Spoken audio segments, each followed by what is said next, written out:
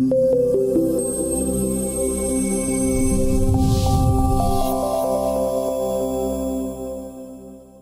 Pinkesh Shah, a visionary leader at the intersection of product innovation, technology, AI, and growth marketing. Pinkesh is currently the founder of DelightLoop, where he is pioneering autonomous AI-powered marketing growth platform focused on transforming B2B pipeline generation and revenue intelligence. In parallel, he serves as the Chief Marketing Officer at Institute of Product Leadership, where he plays a pivotal role in shaping the next generation of product leaders and driving innovation in executive education. Over the course of his career, Pinkesh has held several influential executive leadership positions across globally recognized technology companies. He served as Chief Product Officer at Qualys, Senior Vice President of Product Management at Beyond Trust, McAfee, and leadership roles at NetIQ, AT&T Labs. Despite all these global leadership roles, one title he proudly carries with equal passion is being a volunteer of PLF, proving that true leaders never stop getting back to the community. So today we have the great opportunity to learn from his extensive experience and leadership journey. Please join me in giving a warm welcome to Pinkesh.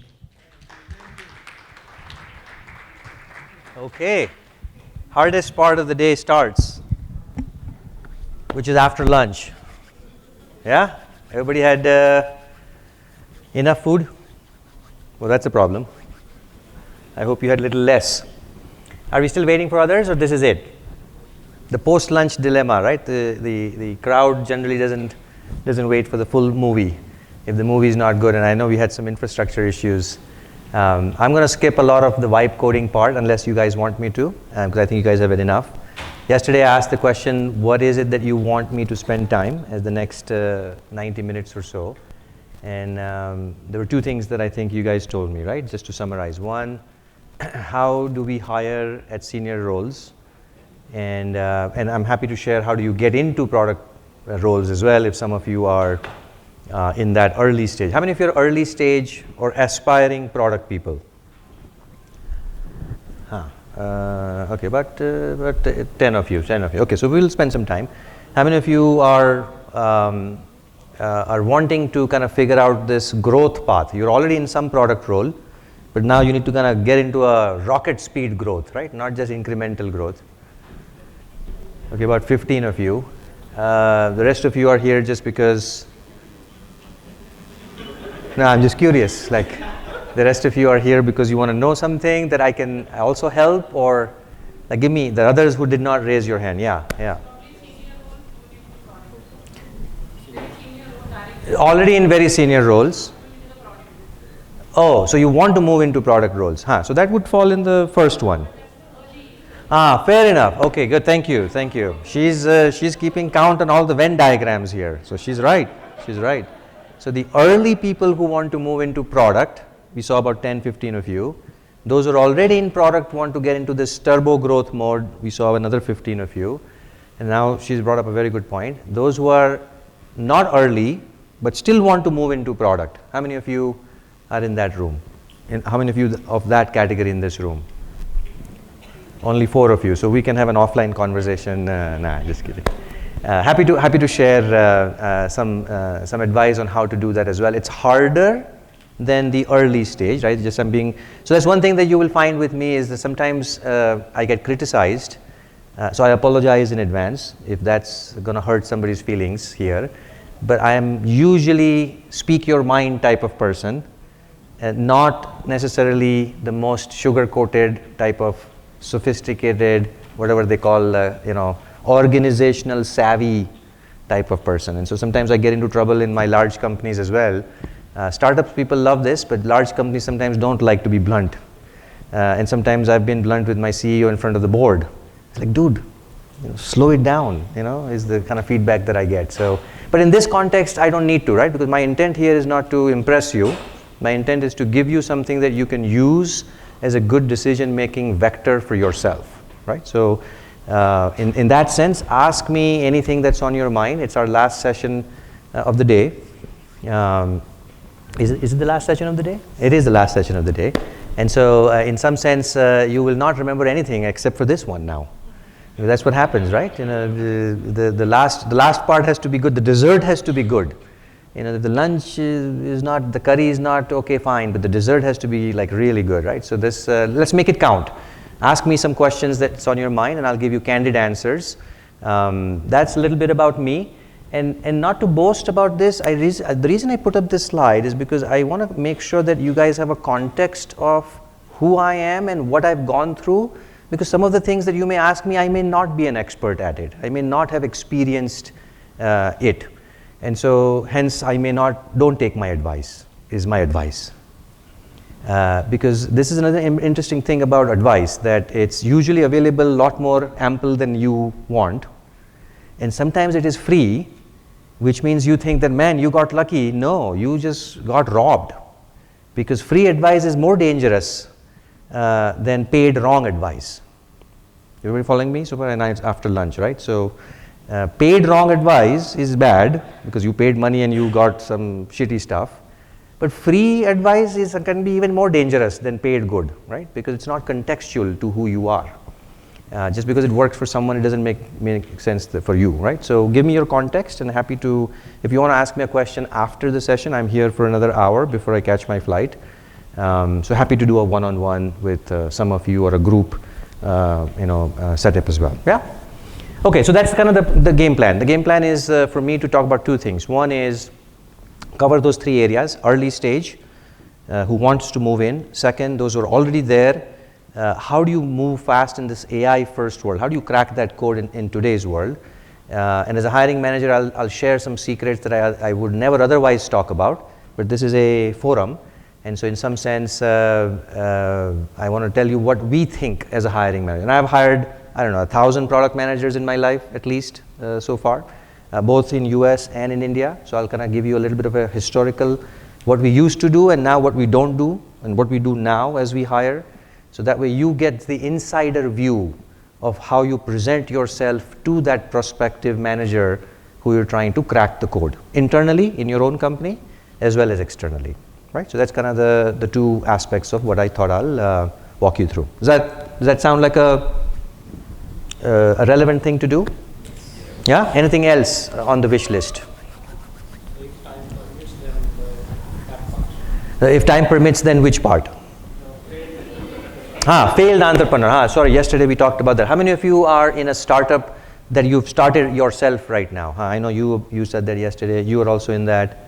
Yeah, we know you. Okay, have you met yesterday? Yeah, okay, a couple of you. Okay, so a couple of you. How many of you have interest in starting something at some point in time? This is a very vague question. So technically all hands should go up, right? I never said next year or next decade, right? It could be in your next janam, we don't know.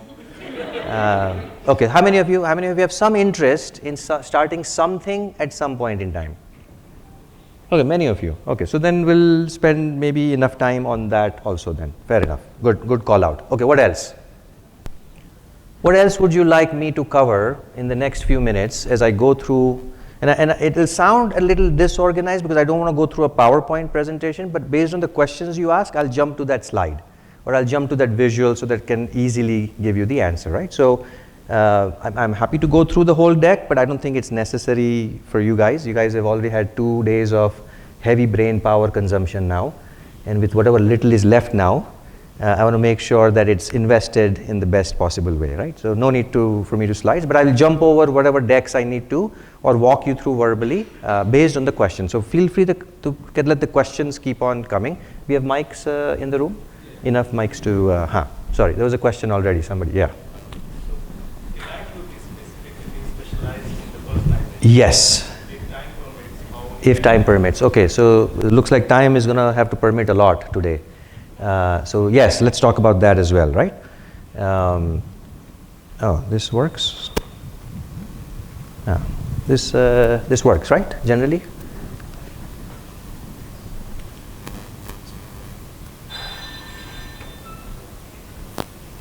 There you go. There you go. But the laser will not work because this is a screen. You have a different pointer for a laser. I like that. This one is for the laser. Okay, got it. Any more widgets I need to worry about? Okay, good. Durandar. Yeah, I heard. I've not seen the movie, but I've heard. Okay, so this one you're saying. Yeah, so let me tell you a little bit about what I'm doing now. So I left Qualys. And it's a very interesting journey, tying it back to the entrepreneurs in the room, right? So at Qualys, I had about 1,200 people report to me. Now I have 2 people and a dog. And that's just how startups are, right? So DelightLoop is a AI native pipeline building system where we're actually using the good old principle that people in India know this very well. So when I'm telling you what I'm about to do, you'll say, what? This is the most boring thing to do. But let me tell you, it's $1 trillion business if we do it right, which is basically sending physical gifts to people to get their attention. That's it. No other fancy stuff. That's it.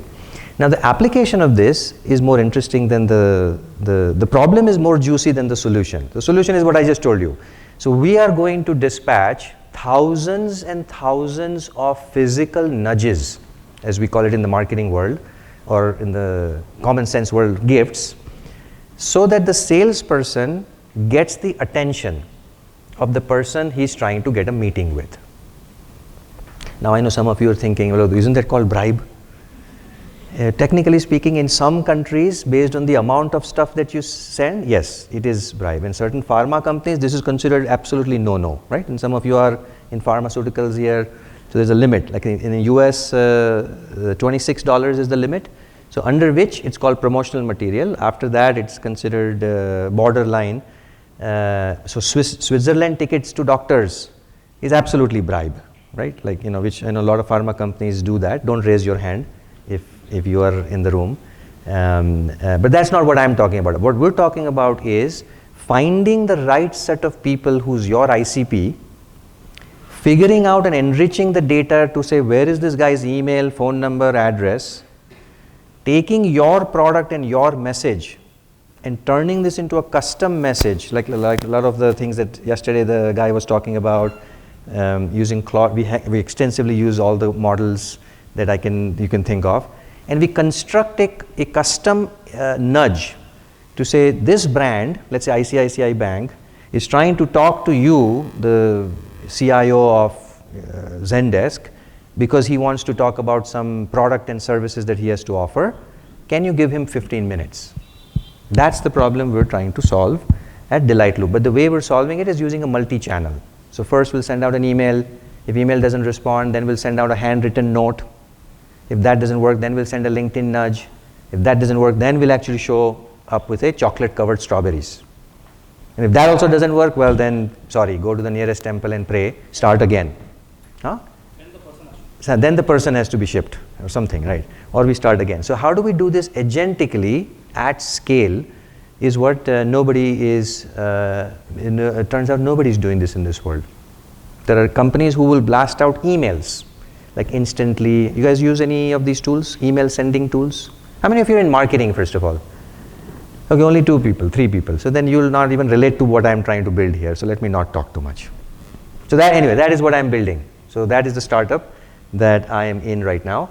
And we just started. We have about 4 enterprise customers as of today. And enterprise customers generally means for us about $30,000 to $100,000 spend. We have smaller customers. We don't count them as customers. They're more like pilots. And they use this at scale to get meetings booked for their sales teams, for their marketing team, right? So that's kind of a unrelated problem from everything that I have done in the last 10 years or so, because I'm a hardcore cybersecurity person. And that goes back to the third Venn diagram question. So I'm tying all this back to your questions, by the way, trust me, which is, I'm in domain X, can I ever shift to domain Y? I'm in pharma, can I become a product leader in fintech? Or I'm in fintech, can I become a product leader in cybersecurity? The answer is absolutely yes. Thousands and thousands of people do this every day. So, and you're looking at one of them right now with the proof in front of you, right? So cybersecurity is most of my work. I was global head of products at McAfee before this, which is another cybersecurity company. But I fell in love with this problem, the problem of sales and marketing. And I'm realizing that nobody's solving this, and I'm passionate about solving this because I felt that problem myself as a CMO and CPO at Qualys. And so here I am, another one more proof in front of you that domain translation, domain transfer can absolutely happen if you have amazing functional skills on how to think like a product leader, right? How to execute like a product leader. If you have that skills, and if you have the leadership skills, the third part, which is the domain skills, become less important. Now in this case, I shouldn't say that I don't have domain skills. I was in the marketing role as a cybersecurity company, but I've never built a marketing software company in my life. This is the first time I'm doing that, right? When I was very, very involved early on in the education space, I had zero education background, and yet that happened because the problem is severe, you're passionate about it, and you have the skills to make shit happen. Three things together, you are ready for the next $1 billion idea. So that, to me, that is the simple answer to the question of those who are wanting to get into entrepreneurship today, tomorrow, whenever. My general advice is, having invested and seen hundreds of companies fail, some succeed, having done 3 of them myself in a short period of my life, unless you are dying to solve this problem and you have fallen in love with this problem, do not do entrepreneurship just because it's a cool thing to do, or just because your neighbor is doing it, or just because somebody else says they just raised $5 million and you said, man, everybody's raising $10 million, I'm sitting and still, writing PDF reports in JP Morgan. What is happening with my life? Anybody from JP Morgan? No, so we can openly talk about JP Morgan. What am I doing in my life, right? This thought is going to happen, which means sometimes people do entrepreneurship just because they're bored of the life that they're currently in. Do not do that. And the reason I say do not do that is because the moment you switch into entrepreneurship, the struggle is real. The hardships are 10x. And then you'll start comparing to that badam shake that happened in your office. 6 months into the startup, you'll keep on comparing your previous life, which was very rosy, nice, paychecks coming stable, all that. So instead of focusing on this long, hard journey of solving problem, you're continuously going back because you're not in love with this problem. You're in love with the idea of entrepreneurship, but you're not in love with this problem that you want to solve. Like, you have to feel, I was born in this world to solve this problem. Like, if you feel that way, do an entrepreneurship. If you don't feel that way, rethink, would be my simple advice. Does that make sense? So now, how many of you want to start something? Okay. Something, she's still something. Okay, good. So anyway, that's a little bit about what I'm doing, and that's who I am. So feel free to ask questions. I'll go through some slides, which I think will put some structure. But again, we do not have to go through these structured slides. You ask me, and I will jump into whatever we need to do. Since we're talking about product management, today being the topic, let me first define. It's always good to have first principles definition. This is just my personal advice to all of you. If you are doing something and you can't define what that something is, there is a huge problem with your growth. Not going to happen. You may think that you're getting 10% raise, 15% raise at your office, and that's growth. That's not growth. Growth means people cannot live without you in your office. Like, if you don't show up, somebody is crying. How many of you have that feeling right now? Like, if you don't show up, somebody is going to be mad or crying. Not mad at you, but mad at themselves that, man, this guy didn't show up today. No, nobody here in the room, not even one? Okay, maybe 2 of you. No, I'm not talking about you crying. I'm talking about somebody else crying that, man, this girl didn't show up today at office, right? So to me, growth is the easiest thing to happen to you if you put yourself in that shoe and try to get to that point where if you don't show up, you matter so much that if you don't show up, somebody is going to be super upset and anxious about it, right? So keep this perspective. So hence, knowing who you are and what role do you play in that company is super important. So in that context, here is product management's my definition. There are lots of definitions on the internet, by the way. So I'm not saying others are bad or inaccurate. This is the one that I know has worked for me and for thousands of other people that I've coached and mentored. And so here is something for you to look at in a more structured way. The art and science of identifying market opportunity. How big is the market for this problem that I want to solve? Who has this problem? How long have they had this problem? How pervasive is this problem? Are they willing to pay for this problem? Like, there are so many things about the problem, right? It's not just finding a problem. You have to analyze this to the 4 different dimensions. And then driving a team to develop. Now this part, I'm saying it's becoming less and less important thanks to AI, thanks to the vibe coding world that we're living in. But you still need a team. You may not need 200 people, you may need 5, you still need a team. And as a product leader, you better be a team player. You better be a communications person. You better be an extrovert or a person who likes to hang out with people, because if you're not going to grow. You may get into the role, you're not going to grow as fast, because this is a very people-centric thing, right? And so you have to drive a team to develop compelling, competitive, and profitable products that deliver customer delight. Now, each word is meticulously chosen, and we can spend an hour on each word, which we're not going to, but just to give you a sense, right? So compelling. Anybody know what compelling is? What makes anything in your product compelling? It's the best part, huh? But that's an adjective. Like, give me a definition. Can't live without, okay. The urge to use it more. The urge to use it more from a customer perspective, very good. Differentiator, very good. So compelling, huh? Why will the customer even pay for it? Absolutely, right? While all of that is true, compelling is a little bit more than all of that. All of that is true.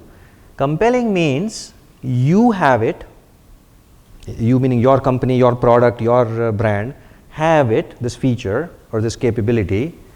Yes, customer has to love it, pay for it, all of that. You have it, competitors don't have it. And competitors cannot have it in a reasonable period of time. If you have built something like this, only then and then only it is compelling. Now the second part is very interesting. I have it, competitors don't have it. Fine, that might be your advantage, your differentiator today. But competitor knows about it, that now, because you'll talk about this in the world, that I have this new feature, you announce, you launch, you whatever. Competitor knows about it and still cannot produce it in a reasonable period of time. If you have managed to build something like this, only then it is compelling. Otherwise, it's not compelling. It's a nice feature. It's a great differentiating feature, but it's not compelling. Right? So there's a lot of depth in each words here. Yeah, can you give me what's a good example of this, right? How about I have it, You have it. my competitors also have it. Your competitors also has it? Yeah, but the user wants to use only my product, not competitor. Why? That is the compelling. No, so why? So then the next question is, why is the customer only wanting to use yours even though there is a alternative available? That is competitive. That is competitive. Yeah, exactly. But not compelling. Compelling means the customer loves it, you have it, competitor knows about it, still cannot get it in a reasonable period of time. That is not easy. What I am just describing here is a much higher bar than what you may have thought of this word compelling. Correct. No, alternatives also may exist. Not the way, exactly. You are exposing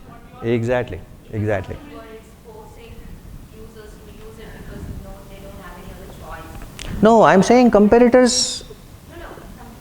Compelling. Compelling, you're saying that there is no choice and hence. Maybe, but sometimes you have choices and still people are preferring. So let me give you an example. It might be easier to understand this with an example. Let me give you an Indian example, right? So Flipkart. Flipkart built something compelling in the early days when in fact, that was the only reason Flipkart remained Flipkart. There were 16 other e-commerce companies that came before Flipkart in India and died. I don't know if you know this. Sifi, and then there was this, many. But there's one thing that Flipkart did that made Flipkart permanently popular at that time. Now, permanently is not permanently, but at that time, and even now, I think Flipkart is still around, right? It's at Walmart now. Is it Walmart? Yeah, it's Walmart now. What is the one thing that they did? Cash on delivery. That feature Amazon knows that they are having it, still cannot replicate in a reasonable period of time, because Amazon never was designed to handle cash in a local economy. And the product managers at Flipkart figured out that my persona is an Indian persona, and the Indian buying behavior is different than a US buying behavior. This is not about ability to pay. Indian customers can pay a lot. Don't confuse ability to pay with more willingness to pay.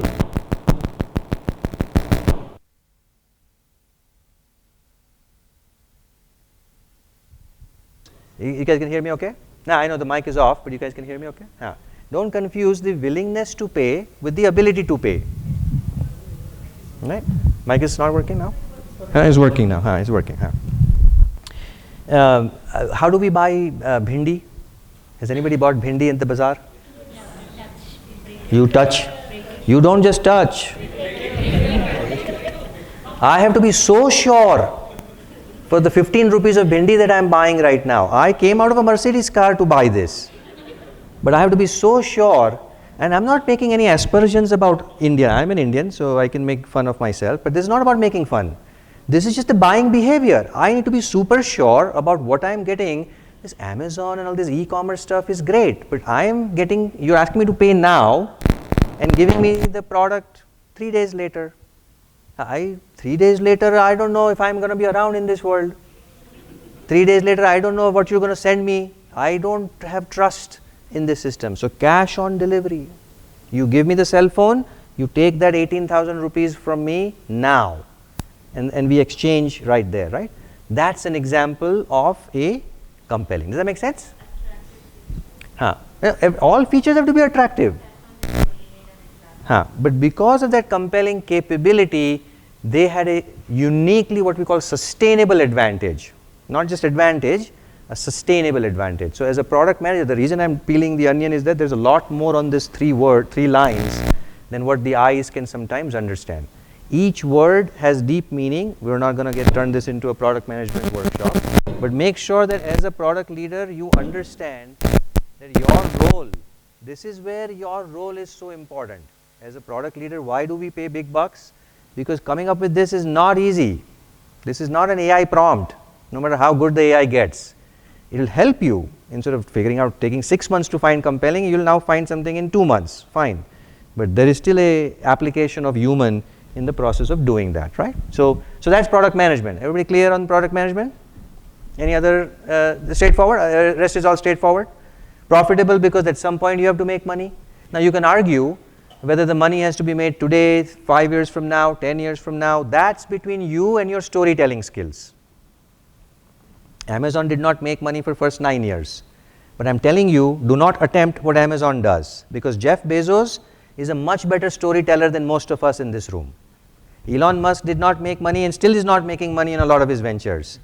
But don't think just because he can pull it off, you can pull it off too. He has an amazing storytelling capability, whereas there are enough investors who are willing to bet on his plan for next 10 years without making any money. Some of you may not have that leverage and privilege, right? So profitability has to be thought through first day of your venture. It may not happen on first day of your venture, but you have to have a unit economics plan on how you build your product from the first day in your thinking, right? Make sense? Question? Yeah. One thing, from a B2B perspective, yes, because usually none of these could be the points, because the change management is so high, even though you may not have the compelling product or the features, but they still may not change. So how do you see that? This I get it from a B2C perspective, or someone who is entering the market or anything. You feel like this may not apply to B2B is what you're saying? Not like, I mean to say, sometimes even though you don't have a compelling product, the change management is so high for a customer to change from one to other. They may still stick around to the existing product. Correct. That's a very good point. So short answer is no.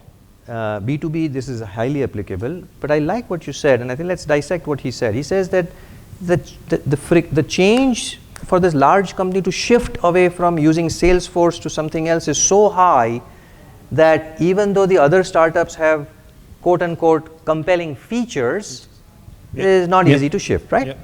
I would argue that that is true, but what is also true is that Salesforce actually has something even more compelling, in this case not features. What is the compelling thing of Salesforce, why people cannot get out of it quickly? The stability, the reliability, the brand value they have. distribution, 200 customer success people who's going to come and help me. This startup has 3 people and a dog. So as a CIO, if I am switching over to this new company, it's a huge risk to my own career. Possible? Because what if the startup goes belly up and I moved my entire CRM from Salesforce to them thinking I'm going to save money, they get acquired by somebody or shut down. Now I am going to be fired by my board. So that's why they say you never get fired by buying an IBM. Why do they say that? Because the stability and the brand of IBM is the compelling feature for them. So feature doesn't mean technology feature. Feature means something about your offering that is compelling. So expand your horizon as a product person to go beyond features, distribution, sales, customer support, brand, pricing. These are all potential compelling reasons. Nothing to do with your technology or your capability, right? So this is a very important point. Does that make sense? Yeah? Good. Very good question. Very good question. Product management is not only about releasing a new functionality. 100%. So we also have this run the product Cross-functional. where we are Yes. improving our technology, maybe improving the Customer statistics success and, function, your brand, your pricing, packaging, messaging, branding. There's so many decisions that a product manager needs to make. Yeah. I'll in fact walk you through. Sorry, what's your question? Yeah, so the definition mostly it covers about the change the product rather than the run the product piece. The definition only covers. You say you don't like this definition because it doesn't cover what? Run. So we have this concept called change the product and run the product. Change is about enhancing, being compelling, competitive, and profitable. The other area is run the product, where we are keeping the lights on. Yeah, but run is assumed that you are going to execute and run that. So that I'm not even putting in the definition, but you're right. Without run, you cannot do any of them. Ne? Without execution, all this is just theory. So that is a great question. I mean, great observation. This definition assumes that your job is to do the art and science of strategy and execution, right? There is no question of somebody else will execute, it's not my job. That is never going to happen. And if that happens, you're not going to be a product leader, you're going to be a consultant. You know what the difference between a product leader and a consultant is? Anybody who's a consultant here? Nobody? So we can openly talk about consulting? You know what consultants do? They come, they first of all take a shower every day, because some of you don't.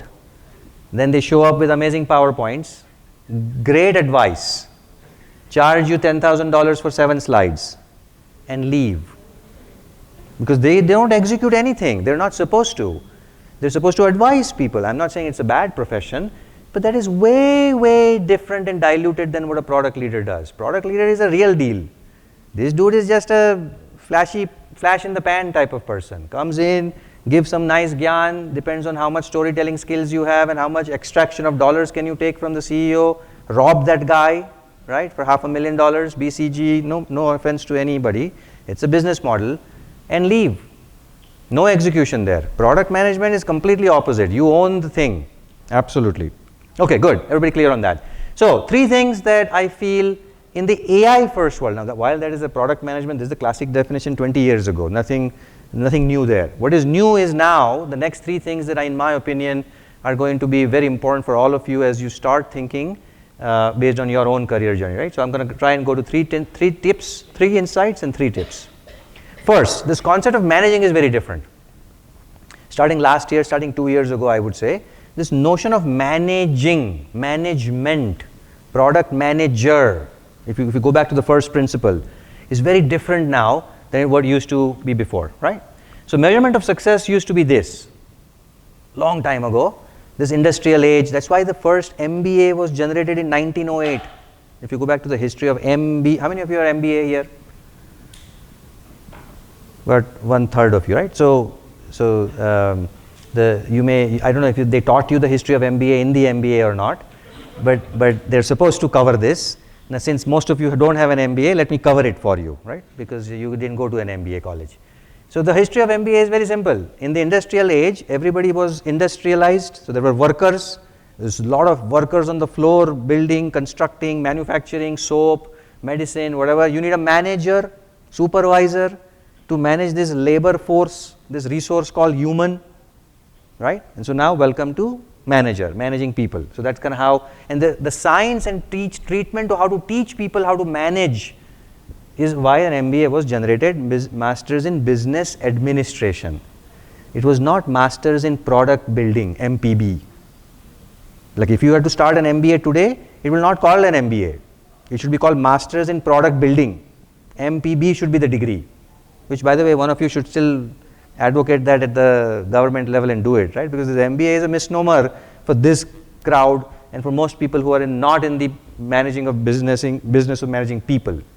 Then we got into this interesting phase 10 years ago, 15 years ago, but in India for sure this happened a lot, right? We have about what, 3 lakh project managers. How many of you are project managers here or PMI certified? PMP, PMI, only 3? 4? Okay, maybe the crowd here is a little self-selective. If you go outside in Hyderabad, you know what Sai said, I think is probably true, right? Throw a stone, 1 out of 3 people who it will fall will be a PMP certified project manager. If you do that in Bangalore, probably 1 out of 2, right? And so on and so forth. Why? Because we needed all these people at Infosys and the growth of Cognizant was so good, they needed people to coordinate stuff with clients, right? So we were managing projects. A lot of money was given to these project managers. The project managers in the room, do you agree? Yeah. She's like reluctantly, yeah. I make a lot of money. A lot of people make a lot of money, right? And that's great. But that's no longer managing anymore. And then we started doing this 10 years ago in the context of India. So by managing, you're supposed to now be a product manager, business manager, growth manager, delight manager, feature manager, depends on which company you work and what you do. And I'm saying that is not going to be enough in the next 5 years now. This is good. Some of you are not here yet, which is the one who wants to move in. So if you're here and here, you better move in here. Like you're late to the party, literally. Because if all you're doing is managing projects, I mean, no offense to the 3 people who raised hands, they are different, but forget them. The other project managers that I'm talking about, you may not have a job pretty soon, is the message that I would like to give to the other people, not Why? Because the AI is going to create my workloads, manage my projects, manage the schedule, manage all of these things. So technically, I may not need so many. I'll still need some project managers. I may not need like this army of 3 lakh project managers in this country. So what will these guys do? I'm worried. And if I were you, and if you are in this room thinking like this, you should be definitely worried when you go home tonight, right? So if all you're doing is, and by the way, if you're here, you are a sitting dinosaur right now. That means if the only thing you're doing is managing people at your work, no, literally, you are about to become extinct. Because there is no role like this that's in the near future. Now again, instead of 4 lakh people managers, there will probably be 50 needed, right? So I'm not saying it will be extinct completely, but boy, it will be extinct. Like there is no role. So if a bulk of your time, if you're spending here, go home tonight and do some soul searching, right? If you're doing this, you have some time, but get off this train because this train is going to nowhere, right? You better start here. Now those who are already here and some of you who will get here, what you need to start preparing for in your next world is this: managing the AI agents, managing the AI workloads, managing the AI stack, managing, because that requires managing. Yes, the amazing app that Rakesh just showed and Claude is still crunching as we speak. So as soon as he has it, he's going to come up and show us the final product. That is the beginning. That replaced an engineer. That did not replace a designer or a product manager, because you still have to have guardrails. You still have to figure out distribution, who's going to pay for it, where is the customer acquisition going to come from. There's so much other stuff to do outside of that product building thing, right? So all of that is going to be a combination of this, but definitely this. So to me, the first point I'm leaving you with is that the world of management has changed significantly. You better wake up and realize where you are in this journey and start building efforts towards where the world is moving from a management. Does that make sense? That's my first insight. Simple, but straightforward. Insight number 2, and we're not going to do the building part, but we already did enough building in the morning. You guys did enough building in yesterday, right? And so on and so forth. My point is, you need to start ideating and prototyping at the speed of light, or at least at the speed of LLM. In today's case, the LLM speed was slow because the internet was slow. Fine. But at least at that speed also you need to start ideating. You can't be ideating over years and months and whatever else, right? So this is an important area that you need to all build your capability and context, right? Straightforward. Third, and this is the question that I think she had asked me, so I pulled up this slide, right? So we're moving from SaaS to RaaS. Right? So I think you had asked me, or somebody had asked me, right? SaaS, what is the future of SaaS, or something like that? Yeah. So SaaS is dead in the sense that SaaS is moving away to RaaS, results as a service, not software as a service, right? So if your software does something, whatever it is that it does, show me the results, and the more results you show, charge me more, right? So one of the things that we're doing at DelightLoop is trying to try this model. So if we set up a meeting with the sales guy, pay us $300, otherwise don't pay us a thing. The software will run for you, the system will run for you, but if I don't produce outcome for you, don't pay. But when I generate outcome, pay a lot more, right? So you actually will make a lot more money, but you're taking the risk on behalf of the customer in some sense. You're reducing the customer's investment of buying this SaaS and then not using that SaaS product, because it's shelfware, it's not producing value. So my recommendation is, as you start building products, you may not switch completely to a RaaS tomorrow from a pricing perspective, but start building capabilities that shows in your product upfront what is the outcome that you are generating for them. And that's actually not that difficult to do, right? If you build a good product, you'll have outcomes. Like I was talking to this, where is the loyalty team? Oh, they left. Now, there's a team at the lunch that I was talking about. They're building a loyalty program where they apparently collect all the points and they track. They build software for Lemon Tree, so that if you stay more and more at Lemon Tree, you have this loyalty, you have these points, and then points can give you free nights, right? So they're building that software. Now, it's great that you're building that software, but what are you producing for me? I need to show Lemon Tree in my product that thanks to the loyalty program, 6% more people came and stayed with Lemon Tree because of the loyalty program. When I asked that question to them, they said, no, we don't have a dashboard like that. So clearly, they're still thinking in the SaaS world. So what is their dashboard going to, imagine if you are the loyalty program product manager, what will your dashboard say? What will your dashboard be there for the B2B company who's the marketing, who's buying your software? What will your dashboard say or show? Convergence, how many nights people stayed, how many points, counter, last week to this week, fancy chart says how many more people have collected points, this, that. So all that is fine. But you're not telling me as a business owner, did I create impact? Did I move the needle on the business because of your loyalty software that I'm implementing? Because if before the loyalty program also same number of people are staying in Lemon Tree, and after the loyalty program also the same number of people are still staying more or less in Lemon Tree, well then I'm wasting money with you. And that's exactly what's going to happen. More and more customers are thinking this way, which means if you're just a SaaS company thinking about SaaS and not results, you will be dead. The second reason you will be dead is because most companies are now going to evolve to headless experience. So they don't want to go click a tool and do anything. They'll go to Claude, just like Rakesh was giving prompts. One of the extra prompts in Claude was, go and find people in my CRM and automatically send them a gift. They will not come and log into DelightLoop's interface and see what is going on and click a button and do this. They'll just send a command. And behind the scenes, Claude is going to now use the MCP agent of DelightLoop, coordinate, negotiate, send the instructions. DelightLoop will use whatever intelligence it has to do, just send the gift, right? So that is the third insight. Does that make sense? Any thoughts, questions on this? Now I know I'm making some bold statements here, but it's important for each one of you, if you're an entrepreneur, to say, hey, what can I do tomorrow in my product? And if you're a product manager working in a SaaS company, you better start shifting the Titanic a little bit to the left, because this is going to go through a crash right now. And you don't want to be caught up in that crash, because your own job is at jeopardy. When the ship crashes, you die with the ship, isn't it? So you want to save yourself and your company. Huh. Yeah. Increase in revenue, maybe reduced time, Could be and user satisfaction. Could be all of those. Could be profitability.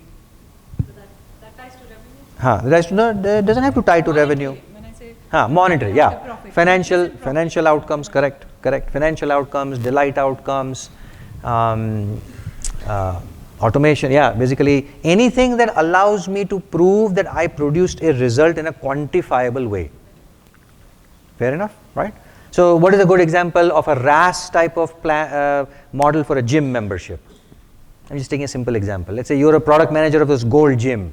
You have a gold gym here? Some gym, silver gym. Do you have a plan? Now that's dangerous.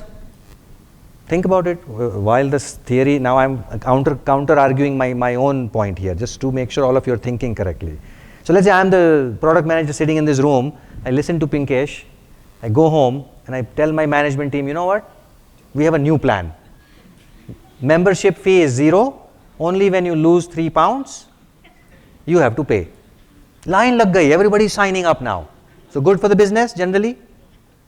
Now what is the problem? Or what could be a problem?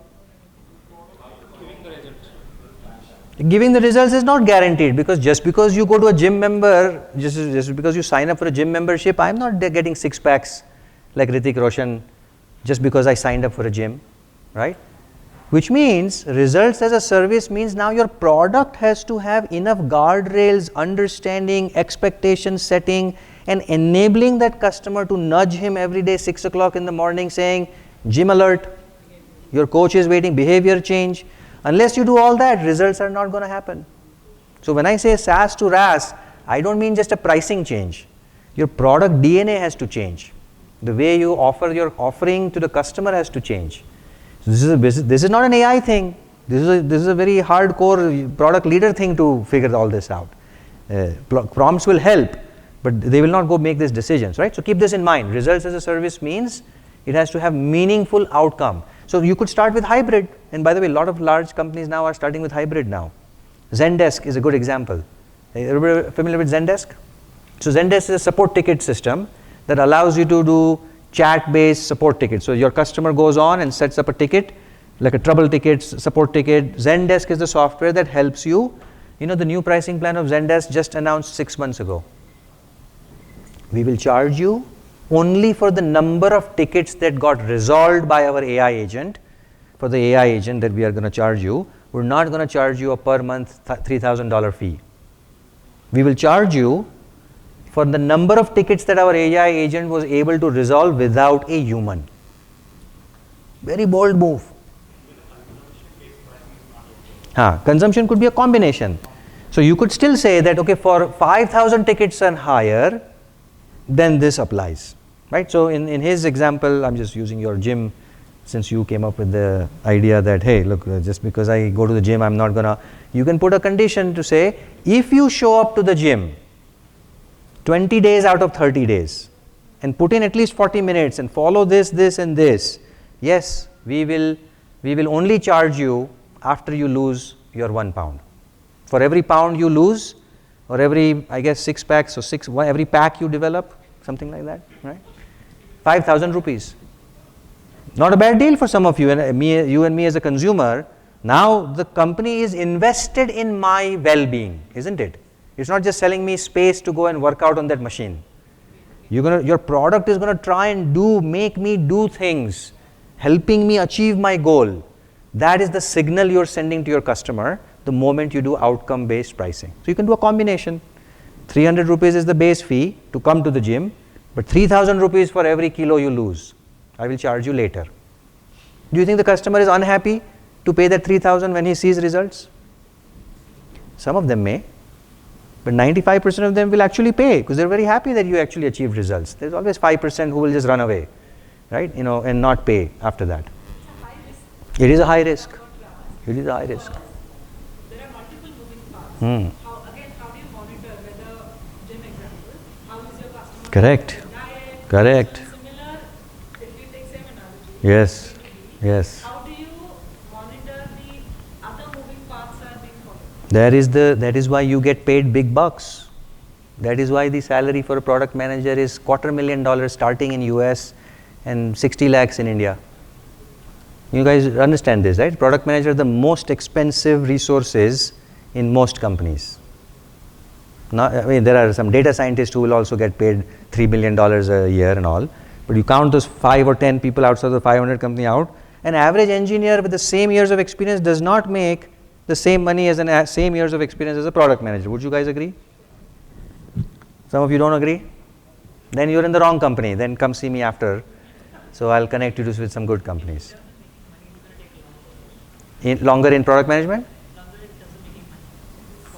In terms of, no, it doesn't have to. It doesn't have to, right? I mean, you can, in this model, you don't have to take longer. You just have to be more confident in the offering that you're building to create results. The pressure is on you to make sure your customer is seeing results. In SaaS, the pressure is not on you. What is the pressure on you? 99.995% availability of the service.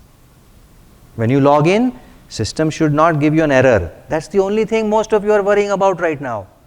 You're not going beyond that and say, well, hang on, the people who are logging in, is their life any better?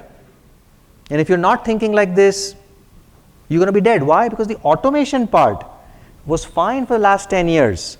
Thanks to AI, somebody's vibe coding that automation like right now as we speak. So if the automation is the only value you are giving me, then somebody else is going to give me at a cheaper price because it's vibe coded the day before yesterday. So then hence, how will you survive? Hence, SaaS will be dead. I'm not saying SaaS is a bad thing. SaaS had its time. Unfortunately, SaaS time is over. 10 years, everybody made billions of money in this 99.995% availability stuff. That time is over. Moving forward, unless you show me results, I'm not paying, I'm not continuing to subscribe to your stuff, and all these other things are going to happen very, very. And that's what Rakesh was in fact alluding to with Adobe. Is what? 3 times of money you spend in has to come back in 3 years. Are you familiar with this? You guys not familiar with this? This is the general rule in the life.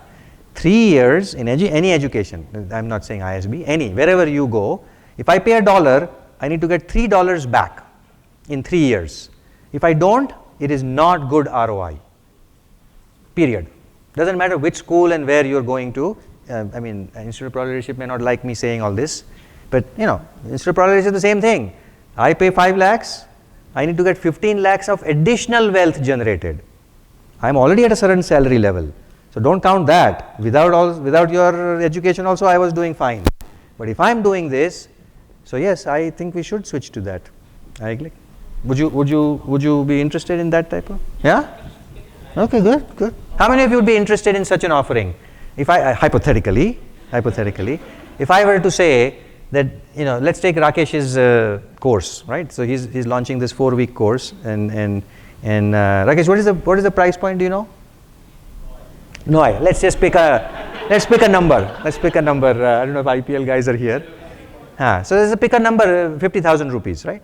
50,000 rupees you have to pay to get this course. The guarantee is that 3 times 1.5 lakhs of additional money has to happen to you within the 2 years or 3 years of that. Otherwise, don't pay. That's the guarantee. How many of you will sign up for that? Half of you. I'm interested in the other half. So the other half will not sign up because you are not interested in signing up in anything, or? So then we count it as if you were already going to there, then it's in addition to that it has to happen. Correct. Fair enough. Fair enough. No, I'm just saying this is an example This is how you have to start thinking for your end customers, right? Whether it's education, whether it's your software, whether it's your gym membership, whether it's whatever it is, you need to start thinking about this in this angle, because your customer is going to be very savvy moving forward, right? They're not going to sign up for a SaaS just because it's a great idea.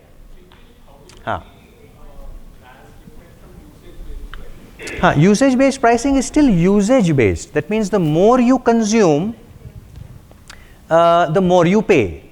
But whether that person is consuming, whether the person should be even consuming or not, you are not helping him. Yes, currently they are usage-based pricing, but the near future, like if I were to build another Claude version right now, I would say take the Claude, and I will actually give you a warning.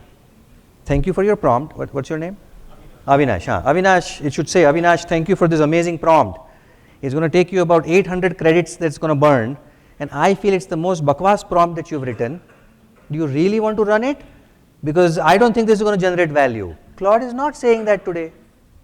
Claude is saying, run karo. Burn more. But there is no guarantee of anything, right? So you're right. So currently it is usage based, and at some point somebody is going to come back and say, hang on, why were you doing all this to build an app? Well, what if I give you an app based pricing? As many prompts as you want to run, you run. Your job is to get an app with certain capabilities and features, right? What if I can give you an estimation saying, look, $300 till you build this app? Now, if you think about it, if you're the product manager of this product, what will you do to the customer? You will think very differently. The features that you will build in the product will say, hey, stop, don't burn unnecessary credits. Don't say all this hello, hi, please, because it's like useless for LLM. LLM is not a human. I don't know why you guys are doing please, hello. You guys know the amount of money that we all have wasted. There was somebody done research that apparently there are 300 million liters of water. 300 million liters of water is wasted by ChatGPT users, because you know why water is wasted? Everybody knows that? These data centers that require cooling. Whenever you just say hello, it goes somewhere. That somewhere is in Nebraska somewhere or Dallas somewhere, that requires cooling to process this hello. 300 million liters get wasted in hello, hi and thank you. Like a massive loss. I mean, seriously, like I urge you on behalf of ChatGPT, I urge all of you to please don't be courteous with your LLMs. Just they can and they should, but I'm just saying until they figure it out as a good citizen, you know, Bangalore is anyway water bankrupt from what I understand, right? Like we don't have enough water in the system. So don't do that, right? The point is, as a product manager, you will think differently if the model is results based versus SaaS based. Does that make sense? So that's the kind of key point here. Yes. Sorry, he raised, but you talked. So, but since you talked, whoever talks gets the thing. So. Like for B2B businesses, like the core banking solution, the online banking solution, businesses get like just a usage. Like you have to take the contract from the from vendors, right? So how they can get a usage based? We'll have to sit down and understand your business. But what I'm saying, I encourage each one of you to not subscribe to this thinking that my business is different. We all have this subscribed thinking. ये सब तो ठीक है, but I am very different. This is the utter nonsense that we all live in. Like, oh, Hrithik Roshan is a different story. He can develop six packs, but I am different. No, but the Ambanis are Ambanis, but I am different. This is not a good idea. In my opinion, every business should have some outcome, whether it's banking, core banking, loyalty program. So you have to figure out what that outcome is. Redesign your entire stack to do that. So I would say it's industry agnostic. All of this advice is industry agnostic. So if you're in pharma, don't think, oh well, pharma is very different. What does this guy know who's never been in pharma? I've spent 14 years in pharma. I appreciate that you've spent 14 years in pharma, and I don't understand your world as you do in pharma, but I do understand enough that even in pharma, you could have a system where you can say, only when your headache goes away, pay me for this pill. Possible. Now you may not get there immediately, but can you at least show some steps, right, towards it, like results based as opposed to outcome or RAS based? Yeah? Okay. Then you had a question. So my question is based on the 2 days of follow-up we've had. So I think what I really understand here that PMs need to be more result-oriented or result-based here. Correct. But then when we were hearing yesterday and today, it seems like the lines between product managers and product engineers are getting blurred. That is also true. And it means everybody's just vibe coding and building stuff. I wouldn't say everybody's just vibe coding, but I would agree that the lines, the classic lines between sales, marketing, product, design is absolutely blurring, right? In fact, fusion roles have become a real thing for the last 3-4 years. Yeah. Again, I'm a living example of this. I was the CPO at Qualys. Year and a half into it, I became the CMO, which means I became CPMO. Even Google doesn't know what this title is. Have you heard of this CPMO title? You're looking at one of them in a NASDAQ listed publicly traded company. Yesterday you met somebody, CPTO. You saw that on the slide? Chief Product and Technology Officer. This is a new thing. 5 years ago there was a CPO, there is a CTO. And these are 2 different characters. Sometimes they don't even talk to each other. These are 2 different species, 2 different DNA, 2 different. Now we're saying it's CPTO. So I am a CPMO. I am Koikod is promoting CPAIO. CP? What does that mean? Chief Product AI Officer. But I don't know who's promoting what. But the point is, the ground reality is that your role is going to be much more bleeding into adjacent roles than who you are. In fact, I have a slide to show you an example. So get ready for that. Now, whether you wipe code your way into that adjacent role or not is a choice. I'm not saying everybody has to wipe code. But the point is that your expectation for you to learn enough finance that you're a dangerous financial pricing expert is now the new normal. You can't say, I'm a product manager, go talk to the finance team and they will figure out the subscription model on how much they should charge. Can't. You can't say, I'm a product manager, let me work with a designer to put color into my vision. No, you, my friend, get down to the Claude Code or Claude CLI and start building a prototype. So the next day, Monday morning, when you have to show it to your management team, you have a working version, not a PowerPoint theory of what you wanted to build. You have a working version of a product. Now, I'm not saying that you have to be a designer. If you want to, you could become a designer. And I'm not saying that, and I don't know if Rakesh agrees with me or not, product designer still is a role and there will be a need for it, but you don't need 400 of them now. And quite frankly, you don't need to depend on them, which is the more important thing here. Even if there is 400 of them, which is bad news for them because some of those are also sitting dinosaurs, they will not have a job. You don't need to depend on them if you had the necessary kind of additional coverage skills, right? That's basically what the peripheral skills. That is exactly. A cross-functional leader is the new way of understanding who's a product leader, not just a product manager. But then as product managers, our real value still lies in getting the result oriented. That is true. The definition will still the same as what we just saw in the beginning. Yeah. Tools to get there are different. The definition is not changing. Absolutely. Yeah, great observation. Yeah? So tip number 1, Yeah, Pinkesh. Sorry. You mentioned that don't think you're different. This is particularly from an entrepreneurial mindset. We always think we are different in that space. Yeah. So when you told that don't think you're different, but it negates the compelling narrative. When you start an entrepreneur, I'm not following. What do you mean by don't think? You had told that we generally, when we do an entrepreneurship, we always feel we are very different from what the others are doing. We are somewhere breaking the status quo every time we think we launch a product. So let me understand. Your interpretation of what I'm saying is that you have to do something different. Or you perceive that you are doing different. No, I am not saying any such thing. No, you had mentioned that. So okay, probably that's not what I meant. What I am saying is, what I remember saying, and I still believe that if you're not fallen in love with solving this problem, don't be an entrepreneur.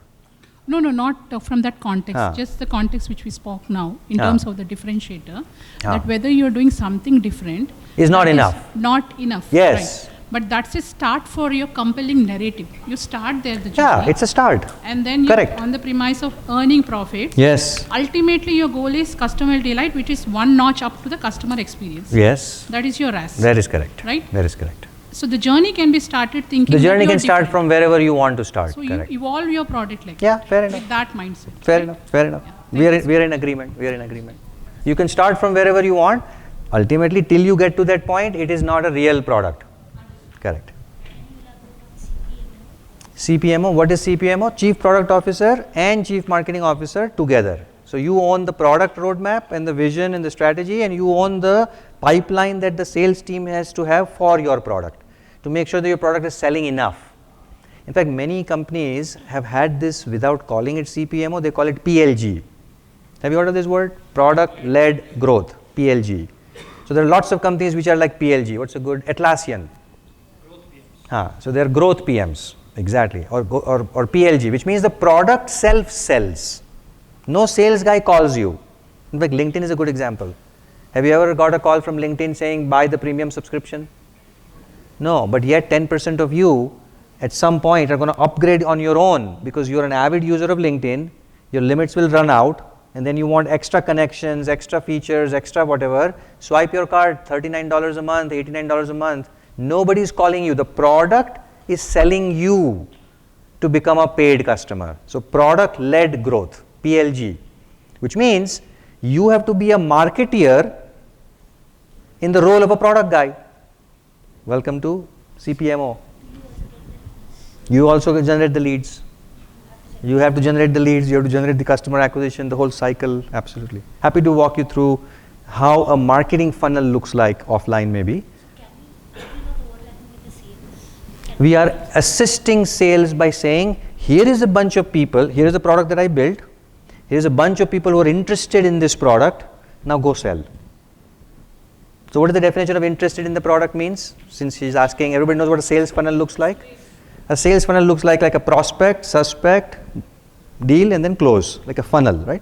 It's like you going to a online website to search the newest Mercedes model is the beginning of your search, like a beginning of a prospect. Then you go into the dealership to actually test drive. You have no interest in buying this car, but you still want to go test drive. And everybody who goes to the test drive does not end up buying the car, fair enough?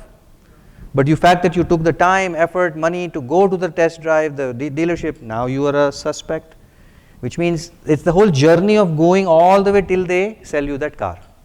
That is the sales process, right?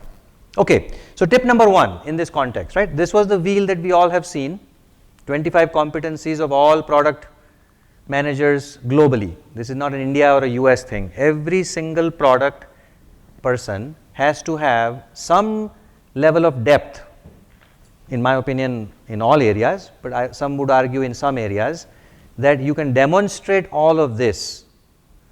And the flavors of that, product management is product owner. Many of them are in India, very popular role. By the way, going away very fast. How many of you are in that role? You need to do something soon, because this is not very, Rakesh just created a whole 16-page user story documentation with one Claude prompt.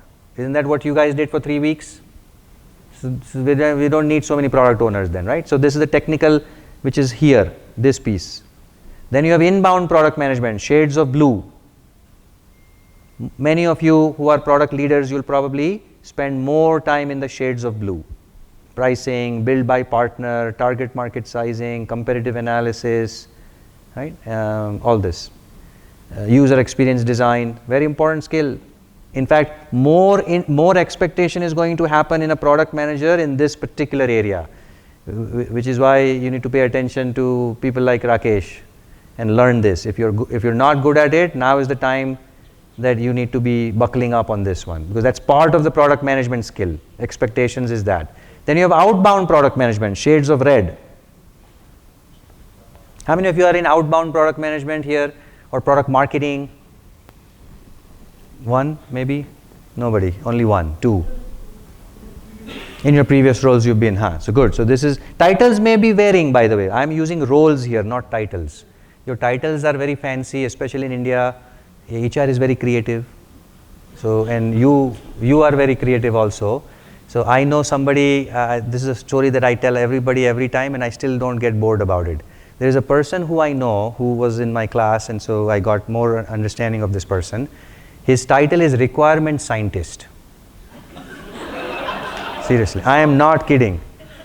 I am not kidding. And I will not tell you the name of this company, but I am betting that 9 out of 10 of you sitting here knows the name of this company. It is that popular a company. And his role is requirement scientist. Now, since all of you enjoyed this little incident, let me go a little deeper since you're enjoying it. So I asked him, how did you get this title? I mean, you must be a unique species in the museum right now. If product management was a museum, you would be like the star, person to put in that museum, because nobody has this title in the US. There is no such thing. He says, it's very easy. I'm the first product manager in my company, because it's a center, it's a large GCC, right? So it's a US based company with an India presence 9 years ago, right? So there's a little old story. And I'm the first of its kind.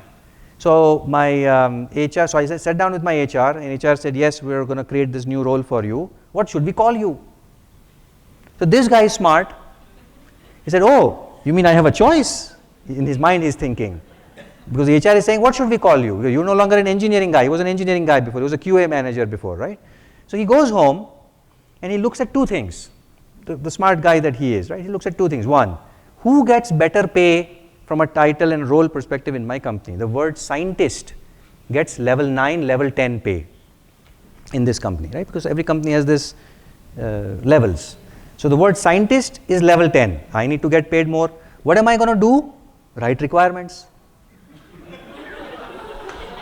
You can understand the rest of the story. So he goes and tells the HR that's the title, and the HR says tathastu. Because they don't know any different, right? They are not equipped with this ladder path. This is a new thing. Even today, many companies, this is a new thing in India. So this is, don't expect your HR to be, they know engineering very well because they've been doing ladders of engineering planning for 10 years now, right? But this is new stuff. The fun part is the second part of the story I didn't tell you. But let me tell you the summary of that story. So then I meet him every 6 months because he's on my speed dial now. Like I have 4,000 alumni who I'm in touch, but not everybody I am on speed dial. This guy is on my speed dial. Why? Because I learned so much from this guy, right? So 6 months later, he calls me and he says, congratulations, he tells me, great news, I got promoted. And so, yeah, exactly. So now my curiosity is that, okay, forget the promotion. Tell me what are you called? Are you interested in knowing? Or no? Okay, wait till the end and I'll tell you. Wait till the end. This is only exciting stuff, what he told me. Okay, so outbound. Huh? You want to know the answer now? Okay, so his title is now Requirement Scientist Level 2. No senior business because they don't have this ladder, but level 1, level 2, level 3 is like engineer level 1, staff level 2. So the level they understand, right? This is real. So what I'm trying to tell you is, while it's a good fun story, don't get confused with titles in this country. Or in general, even in the US, we have some creative stuff. Focus on the role that I'm referring to here, right? So you may be called in your company whatever you're called, just because you and the company decided to call that. But what you're supposed to be doing is this. Shades of red, you're outbound product management. And if you have all of this, you're a product leader from a functional context, right? So that's kind of the definition of the structured understanding of product management from a skills perspective. Yeah, everybody clear? This is not a surprise to anybody here, I'm sure. Is it? No? Question, yes. I don't see retention. No, retention is a process that you apply in your business. Customer retention. Customer retention. You don't see customer delight also, because that's an outcome. What we are talking about is skills. Like, so let's take a skill, right? So lead generation and pre-sales is a skill. How do I create messaging? How do I take that messaging through email versus LinkedIn versus, so how should a billboard be structured? If I have to create an ad and during, like all of that process, the skills necessary to be able to do that is what it is. Yeah. Exactly. Okay, good. Now, coming back to the today's world, that all is old story. While it's old story, if you don't know about it, it's new for you. So you better go home and start looking and where am I missing here? Because if you're missing here, don't go to the next slide. You stop here. There's no point in putting an AI layer on top of it when your foundation of product management itself is not so solid, right? So you need to have this. This is not a either or. This is the foundation. Now that you are having a foundation, and assuming some of you will build that foundation in the next year, 2 years, whatever, now what is expected is this. And I think you saw this chart yesterday. So I'm not going to spend too much time on this, but I'm going to walk you through some examples. So your job is to now be an AI product manager. And as an AI product manager, you better start showing competencies at each of these areas. And the outcome that you want to be ready for is something like this, the 4 things. So first, can you envision AI products? Can you in your company go in and not just say that I'm going to add AI to this feature capability? I'm saying, can you envision a completely AI native product? So what's a good example of an AI native product? Let me narrow down my question. So in the automotive space, car and automotive space, what is an AI native product? Tesla. Why do you think it's an AI native product? Sorry, who was saying that? Driverless car. We are not giving you an Android CarPlay engine in your Maruti to talk to it and play songs. That's an AI feature in Maruti. AI native means the AI is driving the whole car. The whole damn thing is driven by somebody else. I'm just sitting and enjoying my songs and somebody else is driving the car. AI native. Completely different approach of automobile. In fact, the product manager at Tesla doesn't even call himself an automotive company product manager. Because is it an automotive? Is it an electrical product?